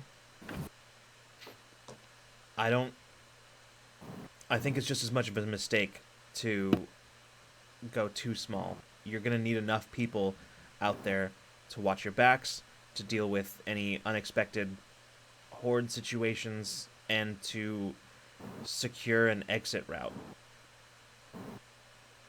I'm not saying we send everyone, but we're going to need more than just a few. It's going to take a lot of people to pull this off." Two conditions with that, though. One, we're leaving capable people here to defend. Because they know where we are. It could happen again.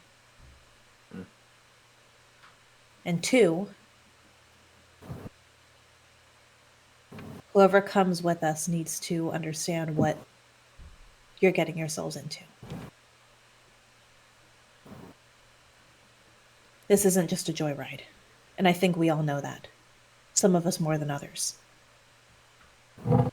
There needs to be full understanding, acceptance, and trust for anyone coming out with us. Agreed.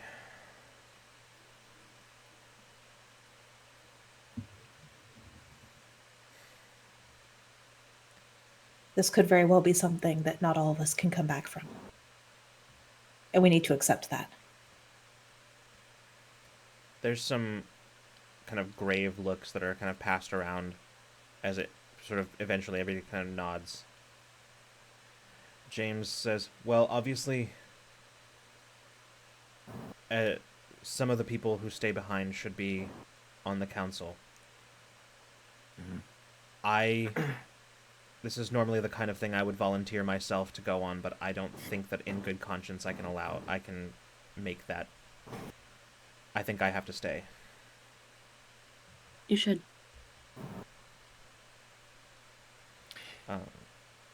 If there's anyone that's not already going that I trust most to take care of the people here, James, it's you. I think that's the right choice. Camilla just sort of says, as much as I want to go, says, none of you will be able to find shit without me, so... Besides, somebody else will just fuck up my system.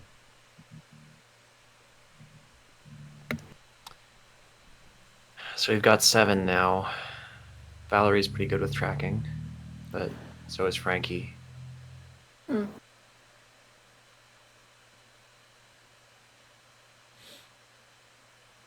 I think 10.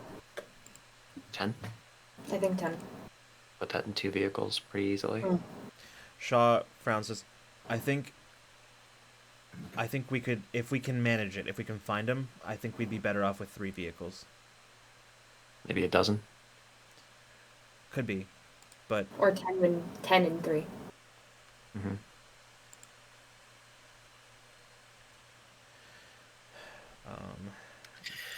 So we've got 7 right now, which means we need to choose 3 more NPCs to bring, because we've got Hall and Shaw. Mm-hmm. Ooh, bring another Man, truck. I love Chuck. Yeah, we could bring another. I mean, we could bring another trucker. We could bring Valerie, Chuck, and Chuck might be a good one to leave here too, though. Like, Yeah. who are we leaving behind? Yeah, to Chuck's kind of a protect and badass. defend? Right? I feel like, so Gabby and Chuck have been working closely together, right? Gabby, Chuck, and Hall. If there's anyone else who knows the defenses just as well, if Yeah. not better than Gabby and Hall, it's Chuck That's true. at this stage. If Hall's coming with us, Chuck needs to stay. Yeah. Bring Nick. Yeah, that was the other person I was thinking of. Nick, yeah. Nick would be Or pretty good. Anita. But she's already Oh, scouting yeah. other stuff, so Yeah. Well, Anita didn't go scouting. Anita is putting together a group she's to just go. rounding up people. Yeah, she's rounding up So people. she's also super capable. Yeah, we could bring Anita. Who else So- have we got? That would mean just one more, like, because we have then Anita and Nick, so we just need... We've got one Ron and Demian. Ron's an Ron- engineer. Ron's not much of a fighter. No, he's not. You also have Shaw. Oh yeah, I mean, Shaw's included. I Oh, he's- was Which including Shaw- Shaw, I was which- Shaw and Hall, and then those 2 that we just mentioned. One, So two, the four, three, the four, four that I five, was 6, thinking 7. so far. Okay. So we have 9. Yeah, Nick and. I mean, that's 3 per vehicle.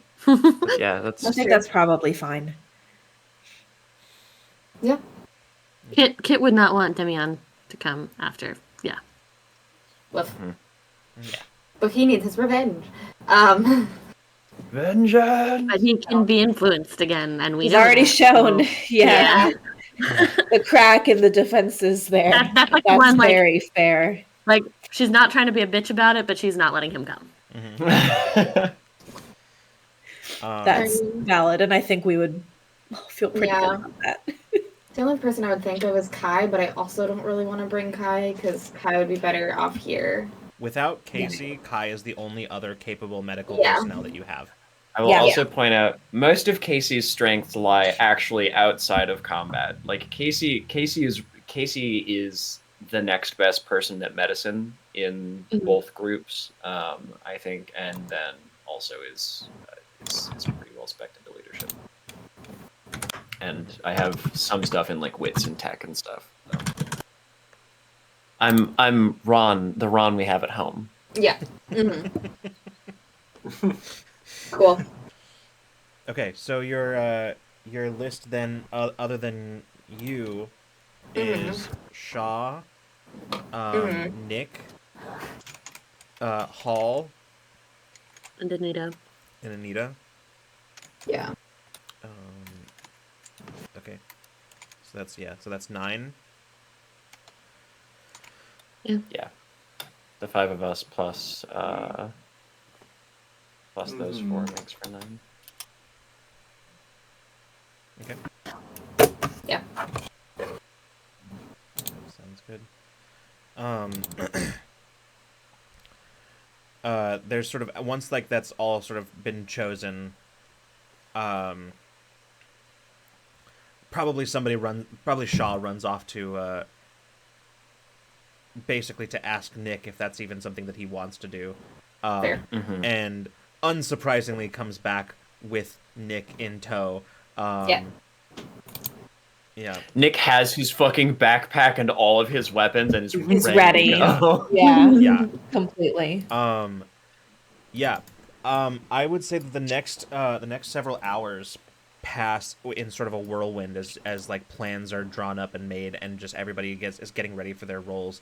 A group is sent down to Salida to sort of like look over whatever got left behind. Any of you who want to be in that group can feel free to be in that group. I think. Is Maisel going? No. Okay. Fair. That's fair. Yeah. If Frankie was, I was gonna say, if any of us, I think Frankie maybe should go, just because he's more scavengy. But I do have the good old scavenging. This would be a good opportunity to use the scavenging table, which we haven't used in a while. so that was my thought. But no, Maisel is not going. Yeah, If I would probably everyone- help. Yeah, if everyone was going, then Maisel would have come. But if it's like we're gonna send a team, I'm okay.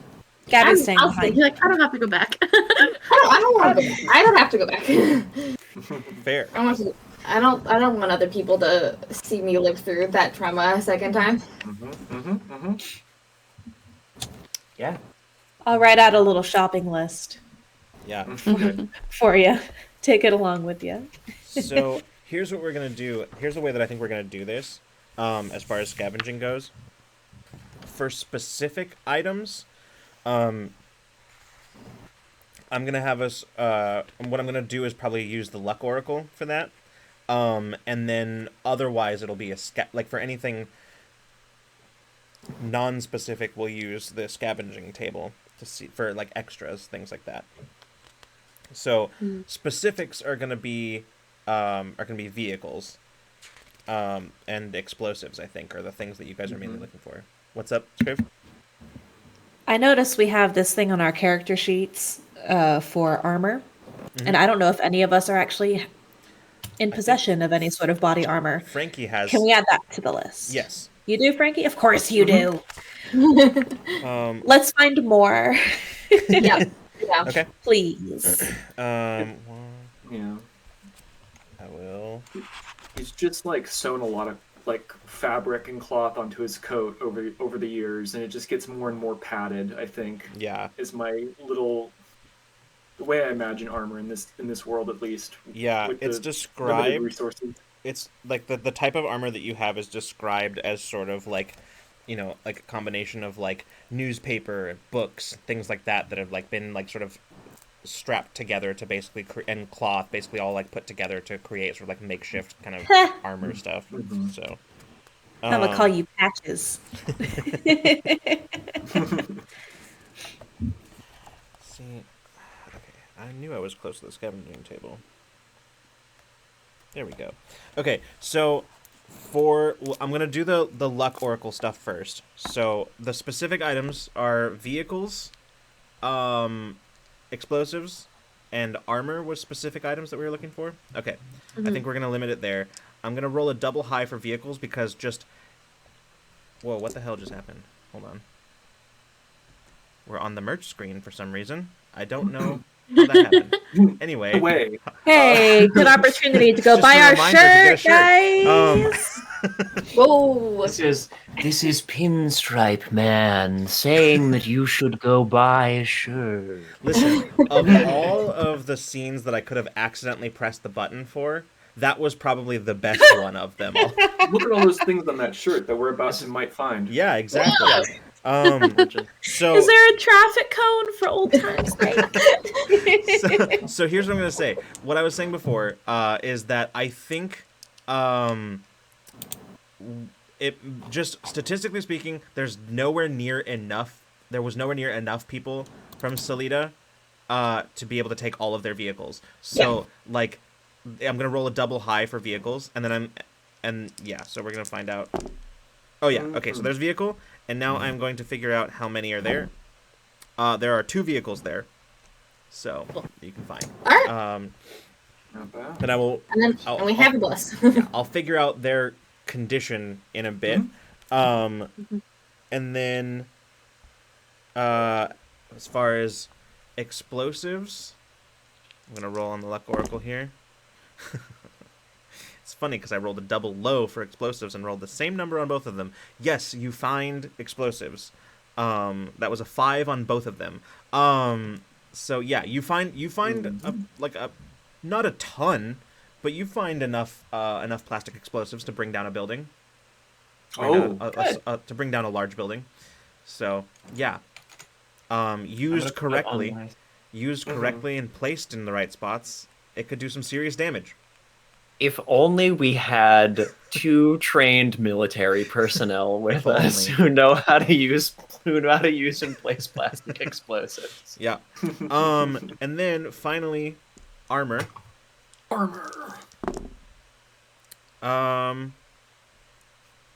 Yeah, actually, you do find some armor. Hold on.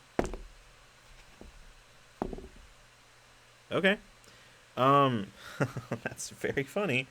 You find 3 sort of worn sets. I'll roll for like the kind of condition of some of these things. So I'm gonna roll first. There's a whole. Hold on. I'll roll for the armor first because I could do that without looking it up. Because that works the same way as other things. Vehicles condition works a little differently than others, but so. Okay, so that's. Okay, so all of the sets of armor are okay. Armor. Okay. Okay. So now I'm gonna look up I'll look up the specifics about that later, and but right now I want to focus on the scavenging. So, Freeman, I'm gonna need survival. Can I assist? Yes, absolutely. But also consider that there are probably NPCs with you. And also you get better chances of getting stuff the more people individually make this roll. So I like that too. I'll do the first one then. How about that? Okay. And then others can come in. and you can right? take an extra because you have an NPC helping you. All right. Here's the other thing I have too. This might actually not be. No, this doesn't give extra dice though. No. When you scout the scavenger thing I have. Yeah, it basically means that for +2 each ration. extra success that you get, you gain an additional ration. I just had to reread it. Yeah. It's been a bit since I've gone scavenging, but so I think I'm just rolling an 8 plus a 1. You say? Yes, +1 from someone assist. Yep. From assist, cool. 6, 7, 8. So that's 9. Rolling 9 then. That's good.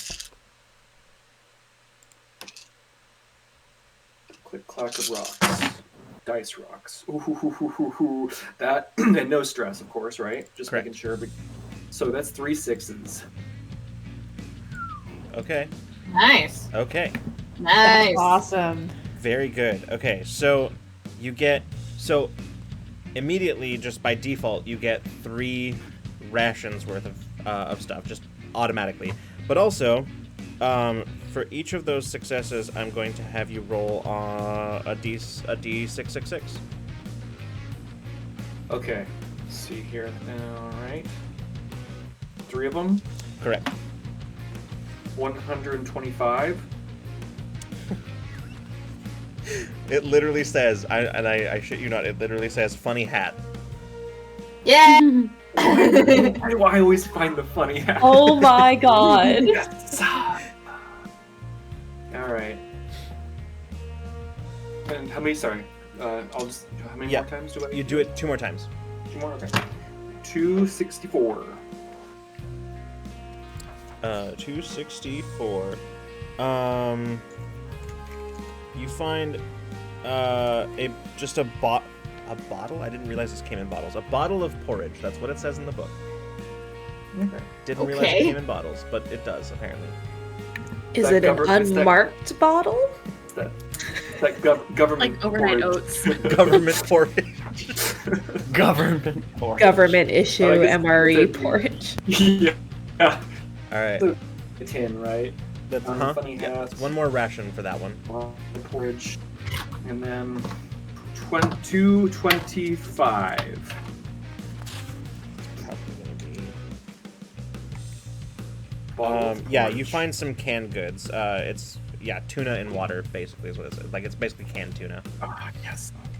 Tinned meat, everybody. You know what I'm Tinned talking meat. about. All right, and then Kit, are you also doing the scavenging as well?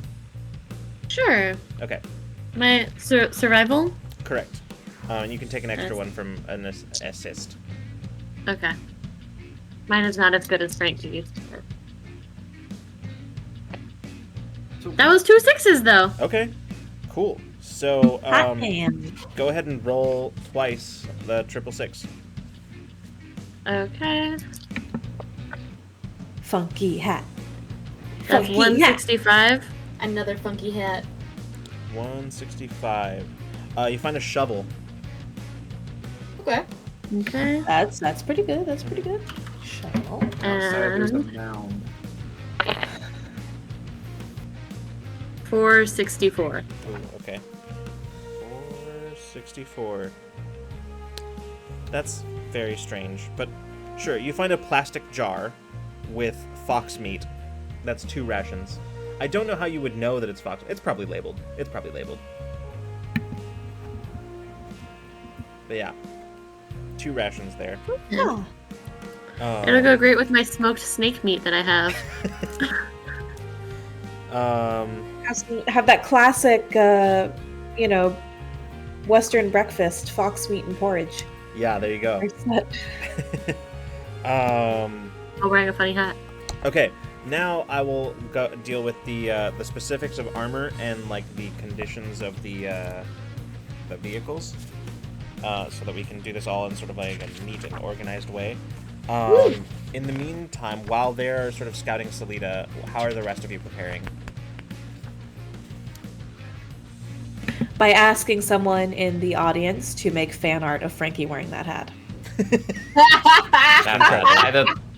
My immediate thought was the he was number 1, like Smitty wore the Jägerman Jensen hat. Good, yes. I just immediately thought mouse ears.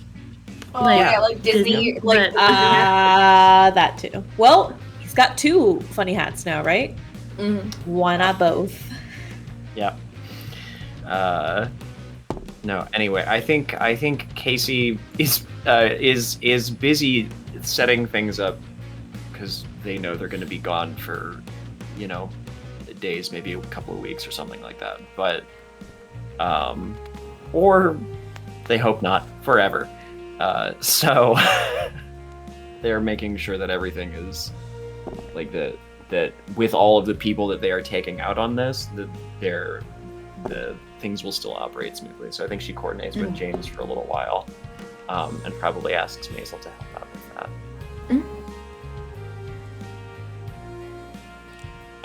Okay, so here's what I have discovered. I have rolled randomly on these tables that are in the book, and of the 2 vehicles, one of them is a car, the other one is a motorcycle. They are both broken and in need of repairs, but they can be repaired. But yeah. We're gonna roll up to the spire in a fucking Harley Davidson with a sidecar. Listen, if we ever needed Frankie to be a little bit more like Daryl Dixon, this was the way. Yeah. I did take a point in tech, Yeah. so I might be able to help work on those things later. Yeah. Perfect. So, I think, and then as far as armor goes, let me find that because it's right over here, right around here. Give me 1 second. It's right around this area.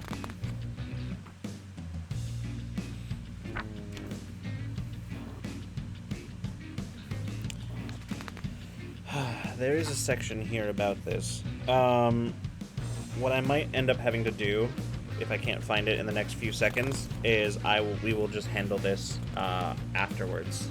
I'll look it up and then we'll handle it afterwards. I do believe that the way armor works in general is that it will.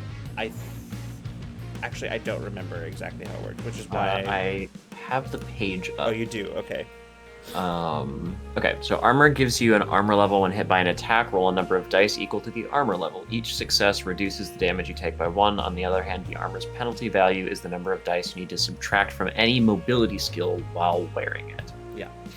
So this is the trade-off, because there's 3 additional sets of armor, but it also means that it's going to have an impact on your mobility. Yeah. So So are they vests, body armor, or plate? I think mostly what you are... Actually, hold on. Which page is this on, John? It is on page 67. I am nowhere close to that. Holy shit. Why is that so far away from... Okay. It's in the damage and heal. It's like yeah. the damage and healing part of Yeah, I got it. So it's none of it is plated, so I'll say that much. So I would say, give me 1 second. Okay, so I think it's 2 soft vests and 1 body armor. Okay.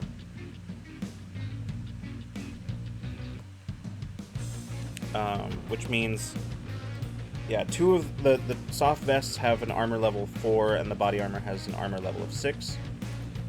And then they respectively have a penalty of 1 and 2. Okay. Who are our close combatants? Nick. Yeah, that's true.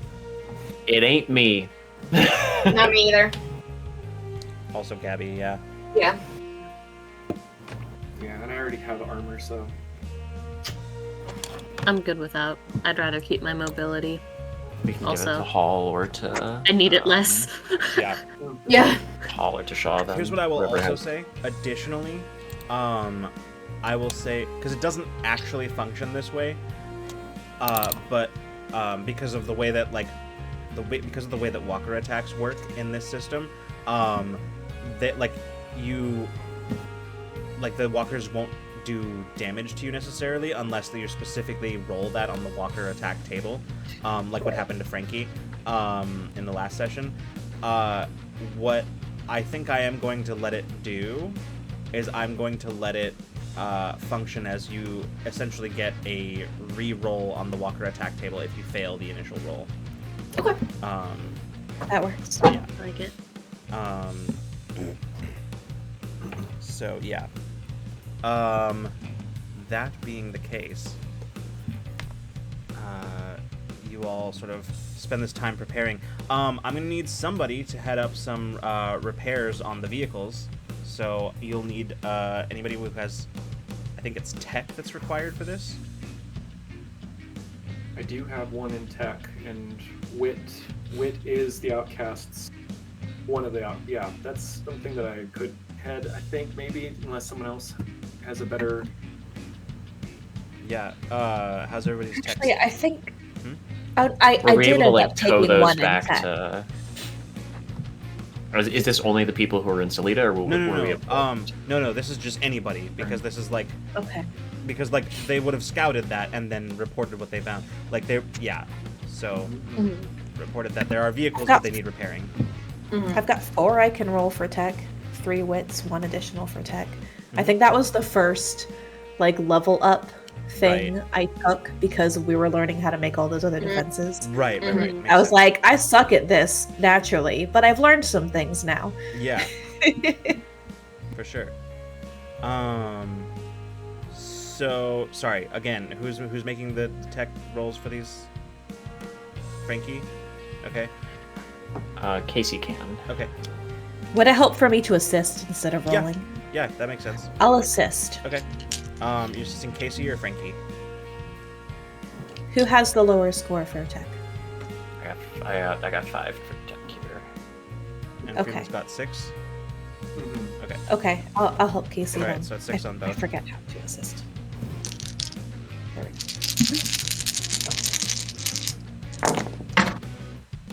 That's 2 successes. Yeah. One over Awesome. here. That being the case, you guys are able to bring both vehicles into working order. So yeah, not the spread of vehicles that you were hoping for, but you've got the van, you have the bus, you have I'm gonna say it's like an SUV that you found at the like basically like a mini SUV that you found at at Salida, and then you've got a motorcycle. So yeah. So somebody's The out there being revenge Daryl. mobile. Got it. Feels right. Pirate ship revenge. So interestingly, the vehicle that needs the least work is actually the bus, because the bus, if you recall, already has metal welded to one side of it, that we were using as sort of like a makeshift barricade when you were sort of in the rest stop area, or like the trailhead. Yeah. So you already have the bus with like basically it's a mobile barricade that you have with the bus. Yeah. And the nice thing about buses is that you can get out through the top of them in 2 places. Yep. And the back, and the front, and any of the windows. Yeah. Bus is very useful.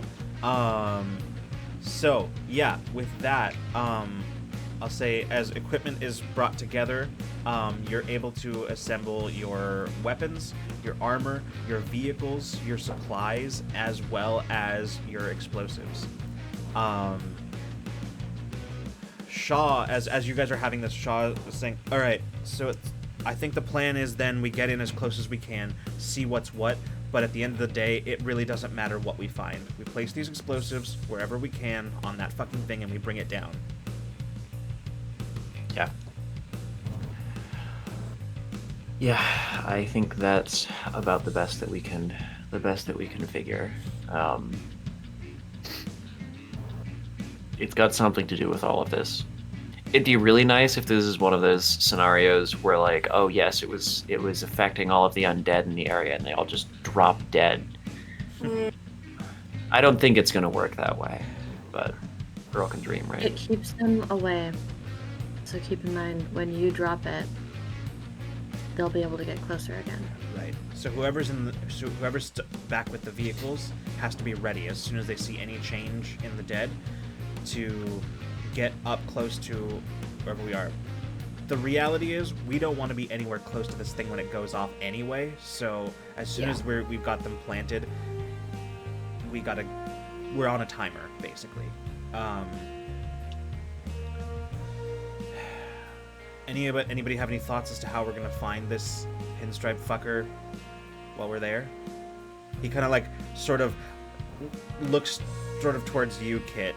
Says, any chance you can use your zombie ESP and find this guy?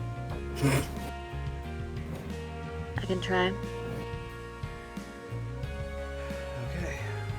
Not the easiest to keep track of, but I can usually tell if he's close.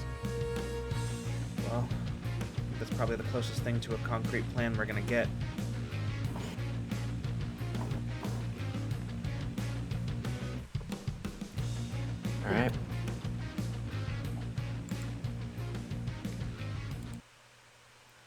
Um.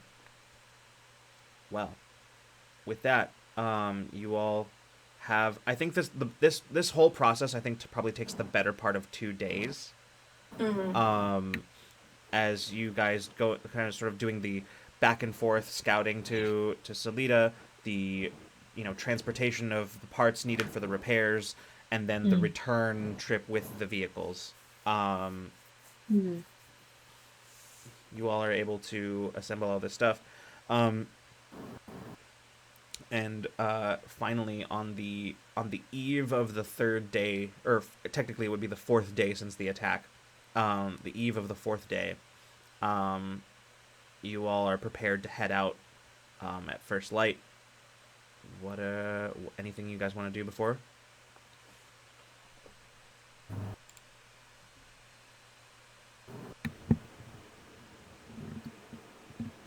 After I we don't need to roleplay this part necessarily, but I'll pass off some notes to Chuck, talk to him, come up with a game plan together, right? And Hull, I would imagine, for what different things they can do here. We'd probably want to use Kit's advice, right? So Kit, you'd be welcome in this notional conversation as well. Like double up the guards, all of that, any of that recommendation that you'd think of. But I do need to talk to Zeke. Okay. Yeah, you find Zeke is like double checking your supplies, like your pack and stuff like that. Yeah. He's in the bunks. And you probably share a room, honestly, like because you're probably not in the general. Oh, yeah. Bunks. Yeah. Yeah. And Yeah. I would have wanted him to be involved in that security conversation as well. Sure, absolutely, yeah. Because he's old enough now, he's seen enough, he's done enough where he can be part of those conversations. Yeah. He's as you walk in, he's finishing up checking your pack. He says, I just did a double check, made sure that you had everything you need. It's all there and ready. Oh, and he reaches like under or not from a drawer from the bedside table and pulls out a knife in a sheath, and he hands it to you. He says, "And I got your sheath fixed. Here you go." Oh, that's perfect. Thank you. Not bad. You did the stitching yourself, huh? Well, part of it. I mean, on the It looks good. I did the stitching on the edge, on the loop. I couldn't. I'm not that good yet, so I had to have somebody else do that. You've seen my repair work.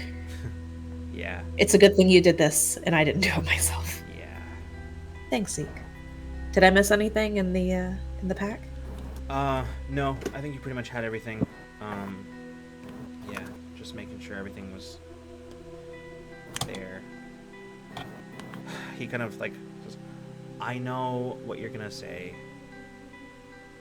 I know I can't go, and that's fine. I get it." We need someone to keep an eye on Chuck while I'm gone.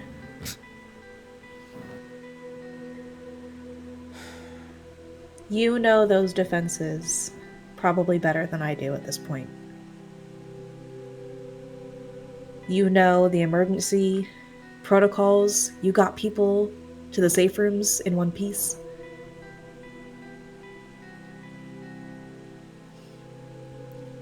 Gabby, do you have to go? Yeah.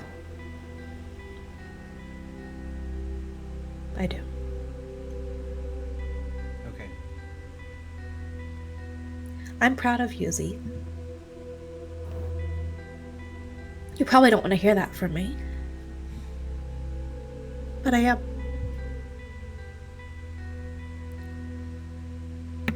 And I know Mom and Joey would be too.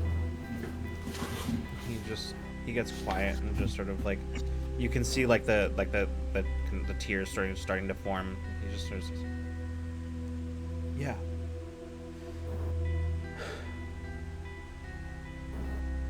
I bet they'd be proud of you too.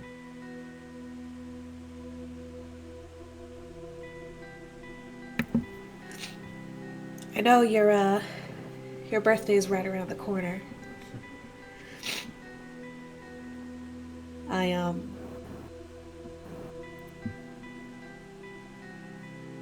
I was having trouble figuring out what to give you for a gift.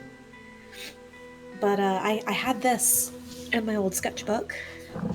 Remember that thing you guys used to like steal from me and make fun of me for back in school? Yeah. Sorry. Because you didn't like the cartoons I drew of you guys. Well, you drew my Putting head cranks in there. gigantic. Your head is gigantic. Have you seen it? There's It's a not that reason we big. can't find a helmet to fit you, bro. But I had this picture that I kept in there.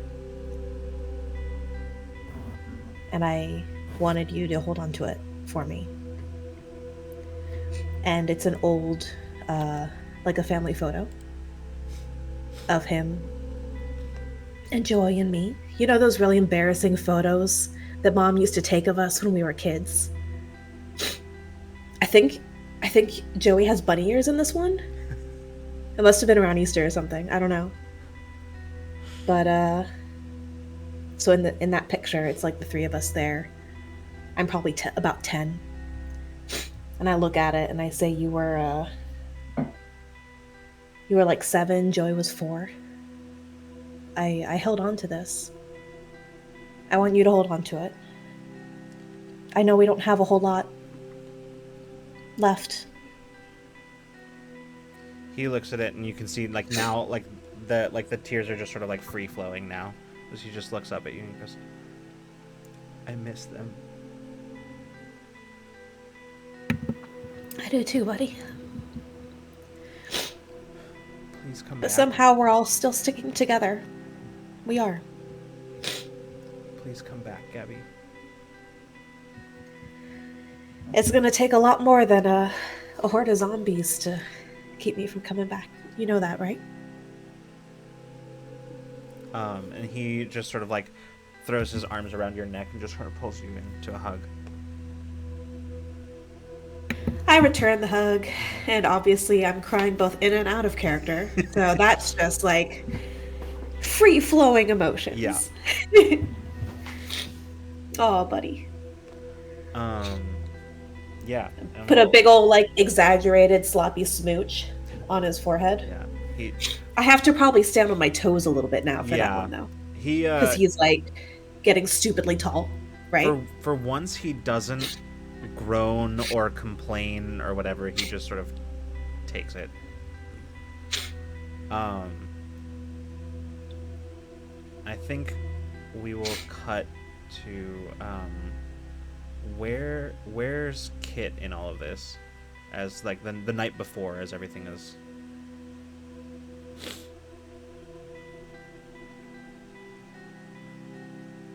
Do we all sleep in the same room?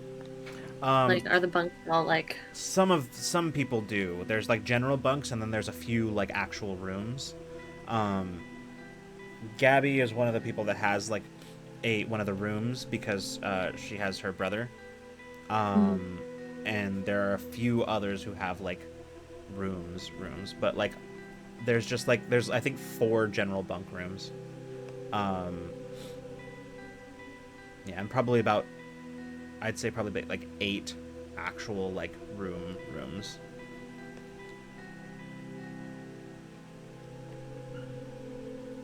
I think as everybody's kind of winding down and going to bed, I'm gonna walk around, kind of making sure that. Sorry, my cat is trying to steal my pen. Just checking in, like without saying anything. I'm just kind of making sure that everybody's there. Yeah. And I think once I've kind of accounted for all of my friends, I'm gonna go. Where's Shaw? Shaw is in the mess hall at the moment, which is currently empty. Like, there's nobody in here anymore, as most people are in bed or going about like their evening chores and things like that. And Shaw is just sort of sitting at one of the smaller smaller tables in the corner, his feet up on one of the chairs, going over what you recognize as like plans. The only other person in the mess hall right now is Anvil, who basically has like, she's got a book open and she's just like reading under some of like the lamplight and kind of like the opposite side of the hall. Yeah. I'm gonna kind of approach Shaw and clear my throat Yeah. He to looks get his up. attention. Yeah, he looks up, says, "Burning the midnight oil?" Actually, I have no idea what time it is. Yeah,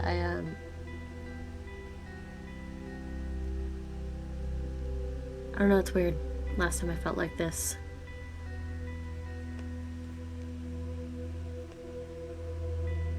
I didn't want to sleep because I didn't want to miss any time.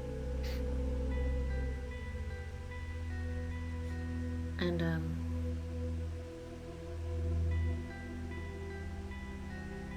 it's different though. Yeah. Your leg is better for one. Yeah. He kind of like looks at you and says, "A lot riding on this, sir. A lot riding on you. Are you doing okay?" No pressure.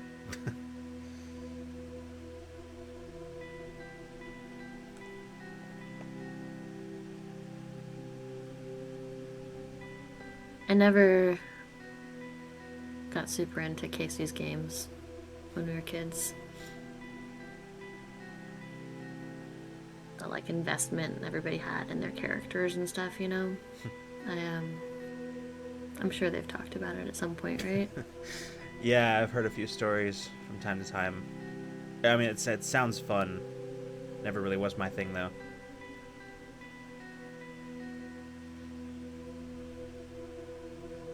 I don't know. I guess what I'm trying to say is like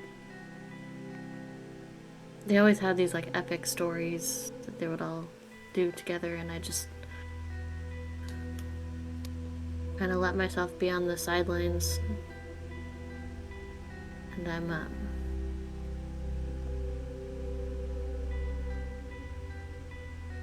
never been a fan of the like chosen one tropes. So Yeah.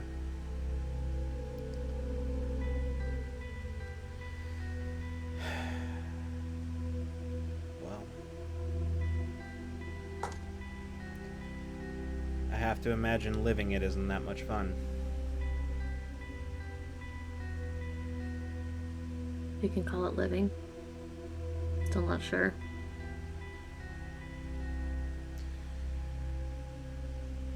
Well, I've seen a lot of dead. Both the ones that are walking around and the ones that aren't. I can tell you,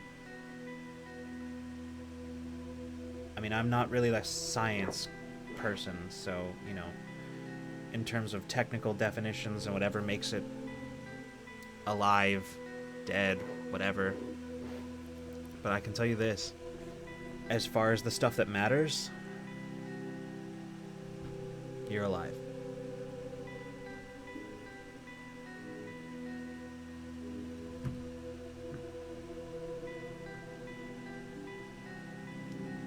Yeah.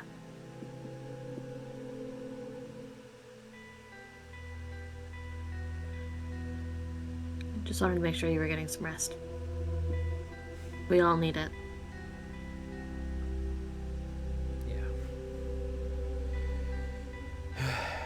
He kind of like looks over. He says, "Maybe you can make sure that one gets to bed." She doesn't really listen to me anymore. She's figured me out. She's not scared of me anymore.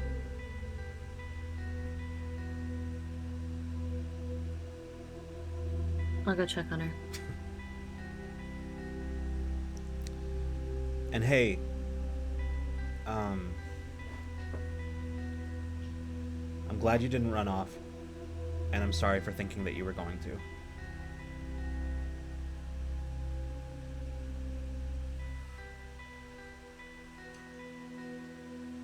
I just nod. And I turn and walk towards Anvil. Yeah. She looks up at you and just sort of like barely up from her book, she just kind of like looks up and says, "Did he send you to try to get me to go to bed?" I just wanted to see which color you picked. She looks down, like she pulls her hands out, fingers from underneath the book, and you can see that she picked like sort of like a deep, like a dark blue. So it's kind of old. Yeah, most of them are. They're kind of like thick and weird, Yeah. but She better like than nothing. yeah. She kind of like looks past you at Shaw, who's like gathering up his stuff and like walking out of the room. He like nods to both of you as he exits. She says,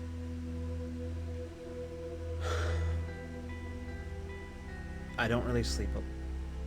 I don't sleep well a lot of the time. I come here to I read when I can't sleep. What are you reading? And she like pushes the book. She closes it and pushes the book over to you. She is.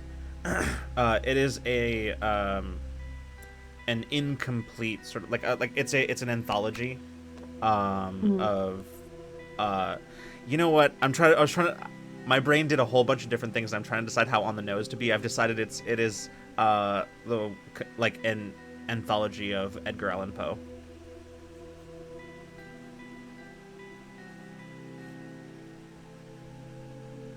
Which one's your favorite? She shrugs and says, I don't know. I always like the Telltale Heart.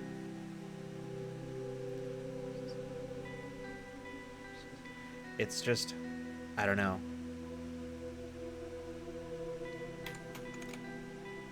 I'm not sure why. I like that one too.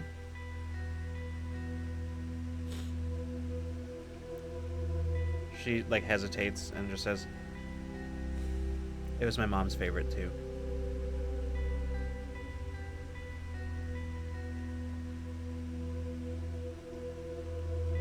Were you guys close? No. I mean, when I was little.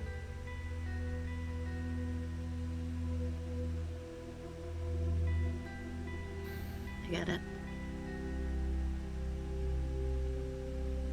You can see Kit, she is like, I'll tell you what. Here's what I'm gonna have you do. I'm gonna have you make an empathy roll here real quick. Oh my god. I am, however, I'm gonna have her roll as well. Yeah. Can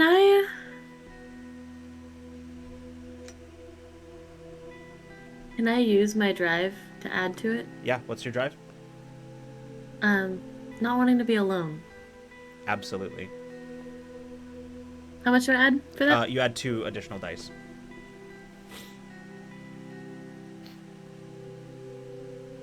It's 1 success. Okay, she didn't get any. So, the thing that it becomes extremely obvious to you, Kit, it's not entirely like looking in a mirror, but you do see a lot of yourself in this kid, and as such, you might be in best positioned out of anyone to be able to recognize the fact that she wants to talk, but she doesn't want people to think she wants to talk. And you know she's not going to take that step on her own.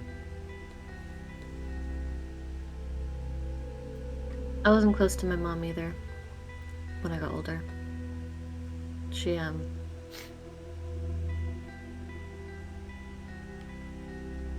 tried her best, you know? but my dad, she did everything she could to take care of me, and I don't blame her for it not always being enough, but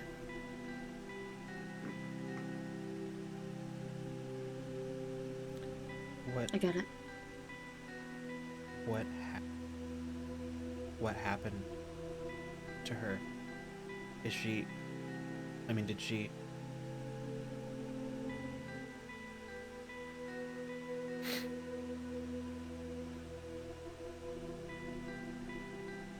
It's safe to assume she's gone at this point.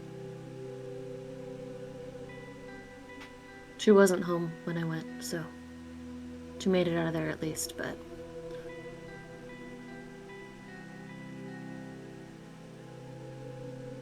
she wasn't the most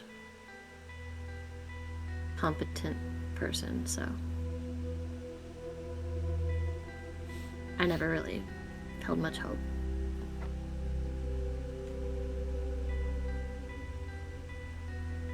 But you didn't see it. You didn't see...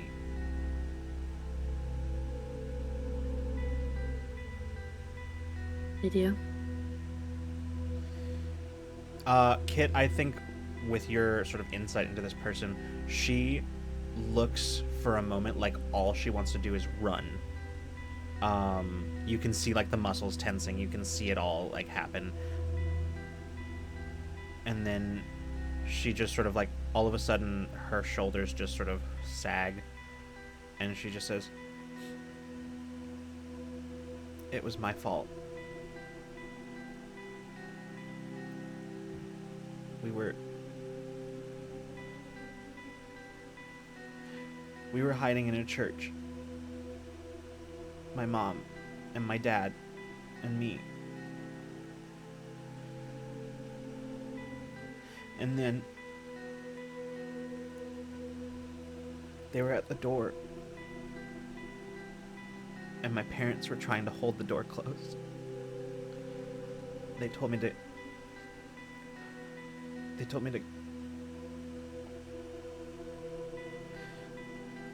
get my dad's gun. I was so scared. I grabbed it but I couldn't make myself move. So I tried to...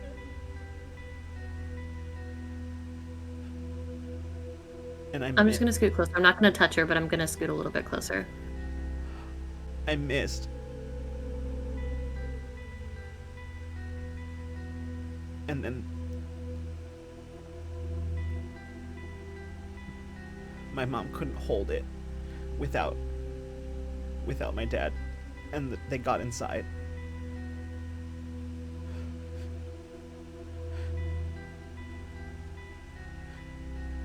And I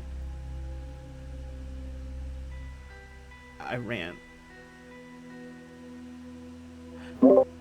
And I found a cupboard and I just hid in it. And I didn't come out. I couldn't. They were out there. One time I cracked the cupboard door open just to see, and I saw her.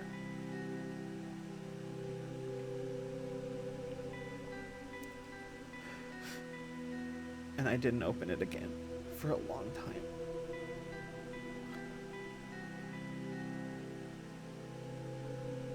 She just like starts like heaving and then just kind of like leans into you, Kit, and just kind of falls apart for a bit.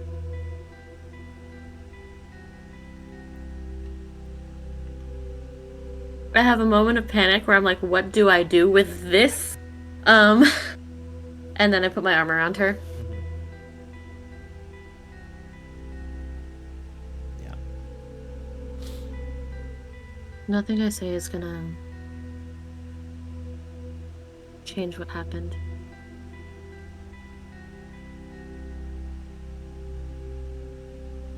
But it sounds like they wanted you to be safe.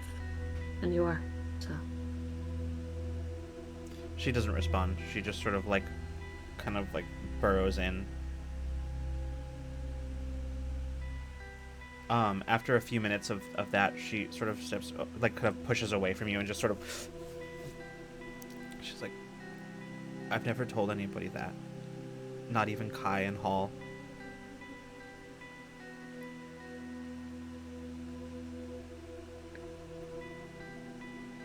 You do what you have to do to survive.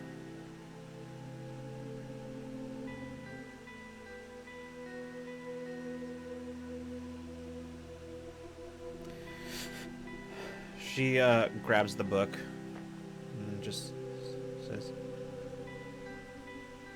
I think I'm gonna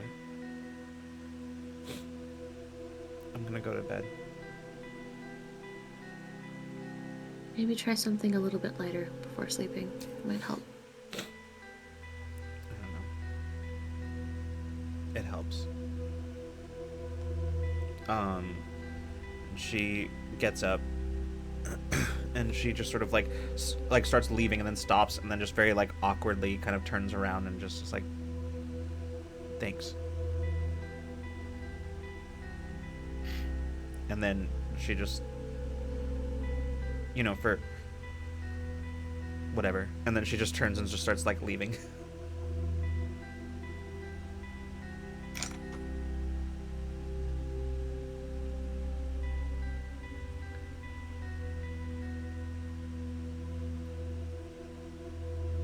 Do we have any other books? Oh, there's a in the lot of book? books. Like, in like the rec room? Oh, yeah. Castle has curated like a whole library that exists. So, yeah. Like there already was kind of like a library archive of things in here, seemingly the cult trying to preserve some things for, beyond the end of the world. So there's an extensive library. Yeah.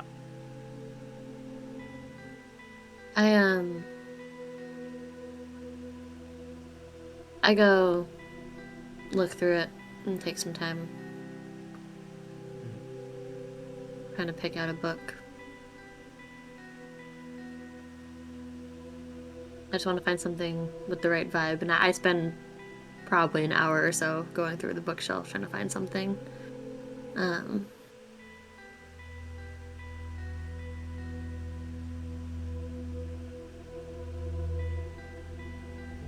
And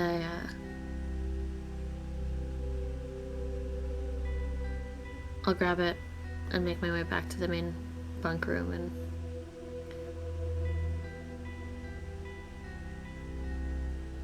is she in her bunk at this point? Yeah, she's in her bunk. She's asleep. She's holding the book to her chest in her sleep.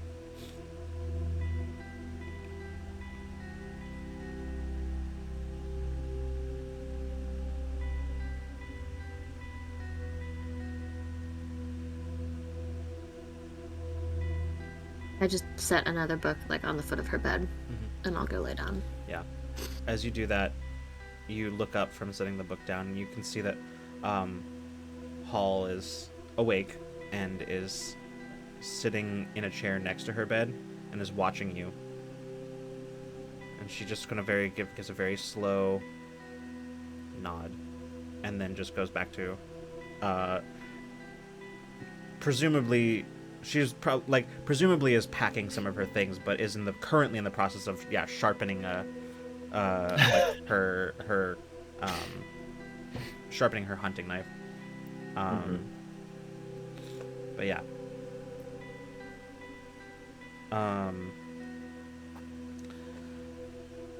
So, we're kind of at the end here. So before I do our final scene, I just want to make sure that there's nothing, Maisel, Casey, anything that you want to do right before.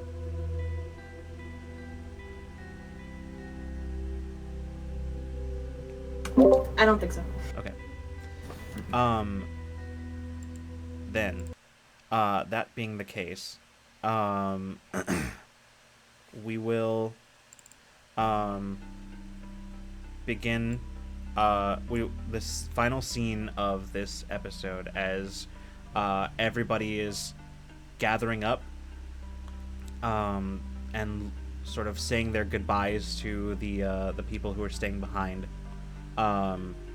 Chuck just sort of shaking his head. He says, "I'm telling you, it's a mistake leaving me behind."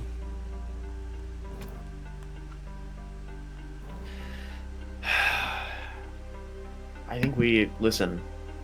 If shit goes sideways out there, Chuck, we gotta have somebody who knows what they're doing back here, and somebody who knows. And Casey will like stage whisper, knows how to make that good shit, you know? Well, That French toast, man. he says, "Right, yeah, the French toast." He says, Mm-hmm. "Well, listen," he says, "you watch your backs out there." Yeah, and keep an eye on everyone back here. And Casey will not give him like a handshake, but like the arms clasping Yeah. kind of. Yeah, he says, "Right, well,"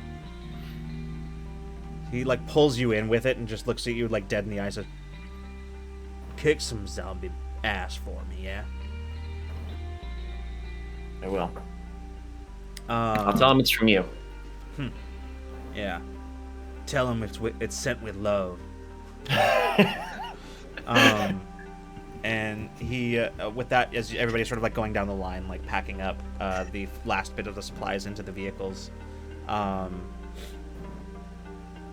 you all begin kind of loading in. It's 4 to a vehicle and 1 to a motorcycle. So who's going where?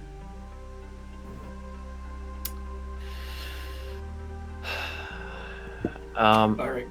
My honest opinion is the motorcycle might make sense for someone who's scouting. It doesn't have to be me. I'm just saying it might make sense. I think everybody's It's all pretty on board yours, with bro. Frankie having a motorcycle. So on board for motorcycle Yeah. Frankie. But a Yeah. I was humble gonna ask- scout. If I could fit on the back of it, because I could try to like move people away. Move Frankie A zombies Joe away is from motorbike it. built for Frankie two. looks at Kit and is like, "Hop on." Yeah. Oh yeah. Oh hell yeah. Cool. Then, yeah. What's up, John? That leaves the SUV and the bus. I'm gonna glance at our. Shaw and Hall should probably be split up. Yeah, I think Shaw's gonna go back to driving the bus like he was before. So Shaw can drive the bus. Hall can have the SUV, and then we have to decide where Gabby, Maisel, and Casey go. I think we can put Anita and Nick one each in those. Sure. The players go. I'll roll in the SUV. Probably makes sense for what, the motorcycle, SUV, and then the bus. yeah, I think so. And then I would put Nick in the bus then, since Nick is also a good like close combat Yeah. fighter. yeah, so that's, and then we could put like Casey and Maisel in there. So four in the bus, 3 in the SUV, and 2 on the 2 on the motorcycle. Sounds good. Sure. 2 on the Harley. Then with that, as you all begin driving away, I'd say the view kind of pulls back as the 3 vehicles drive kind of overland until you hit a road, and begin kind of pulling away, making for the ruins of Denver. And I think that's where we will call it. Oh, we're taking on the big bad. Oh my god. All right. It's XP time, XP time. Ooh. Which I believe is one of these pages. I had no. Oh, we need to figure out who's getting all that armor too. True. I also did want to ask about healing, because I know like I was bruised from the Right. No. previous You episode. by default, as long as you have the like safety and ability to rest, you heal by default 1 point per day.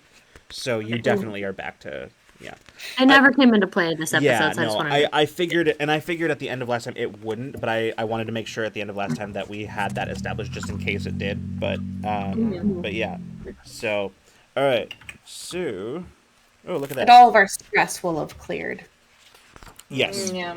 as well, right? Yep, Okay. correct. So, at the end of this episode, XP, you all participated in this session. You get 1 XP. Yes. Did you achieve something important? I'd say coming up with a game plan of yeah, I think that counts. So yes. Planning. Frankie and Planning's kissing, important. that's important. Yeah, that's very important. That's very important. Did you learn Yeah. something? I mean, technically yes, but I'm trying to decide if like, We were piecing so many things together that's true. Yeah. to reveal new But there's information so that we much- did not know before. Yeah. We out here are like, we've connected the dots, and Lucas is like, you haven't connected shit. No, I think it counts. Yeah, I think it counts.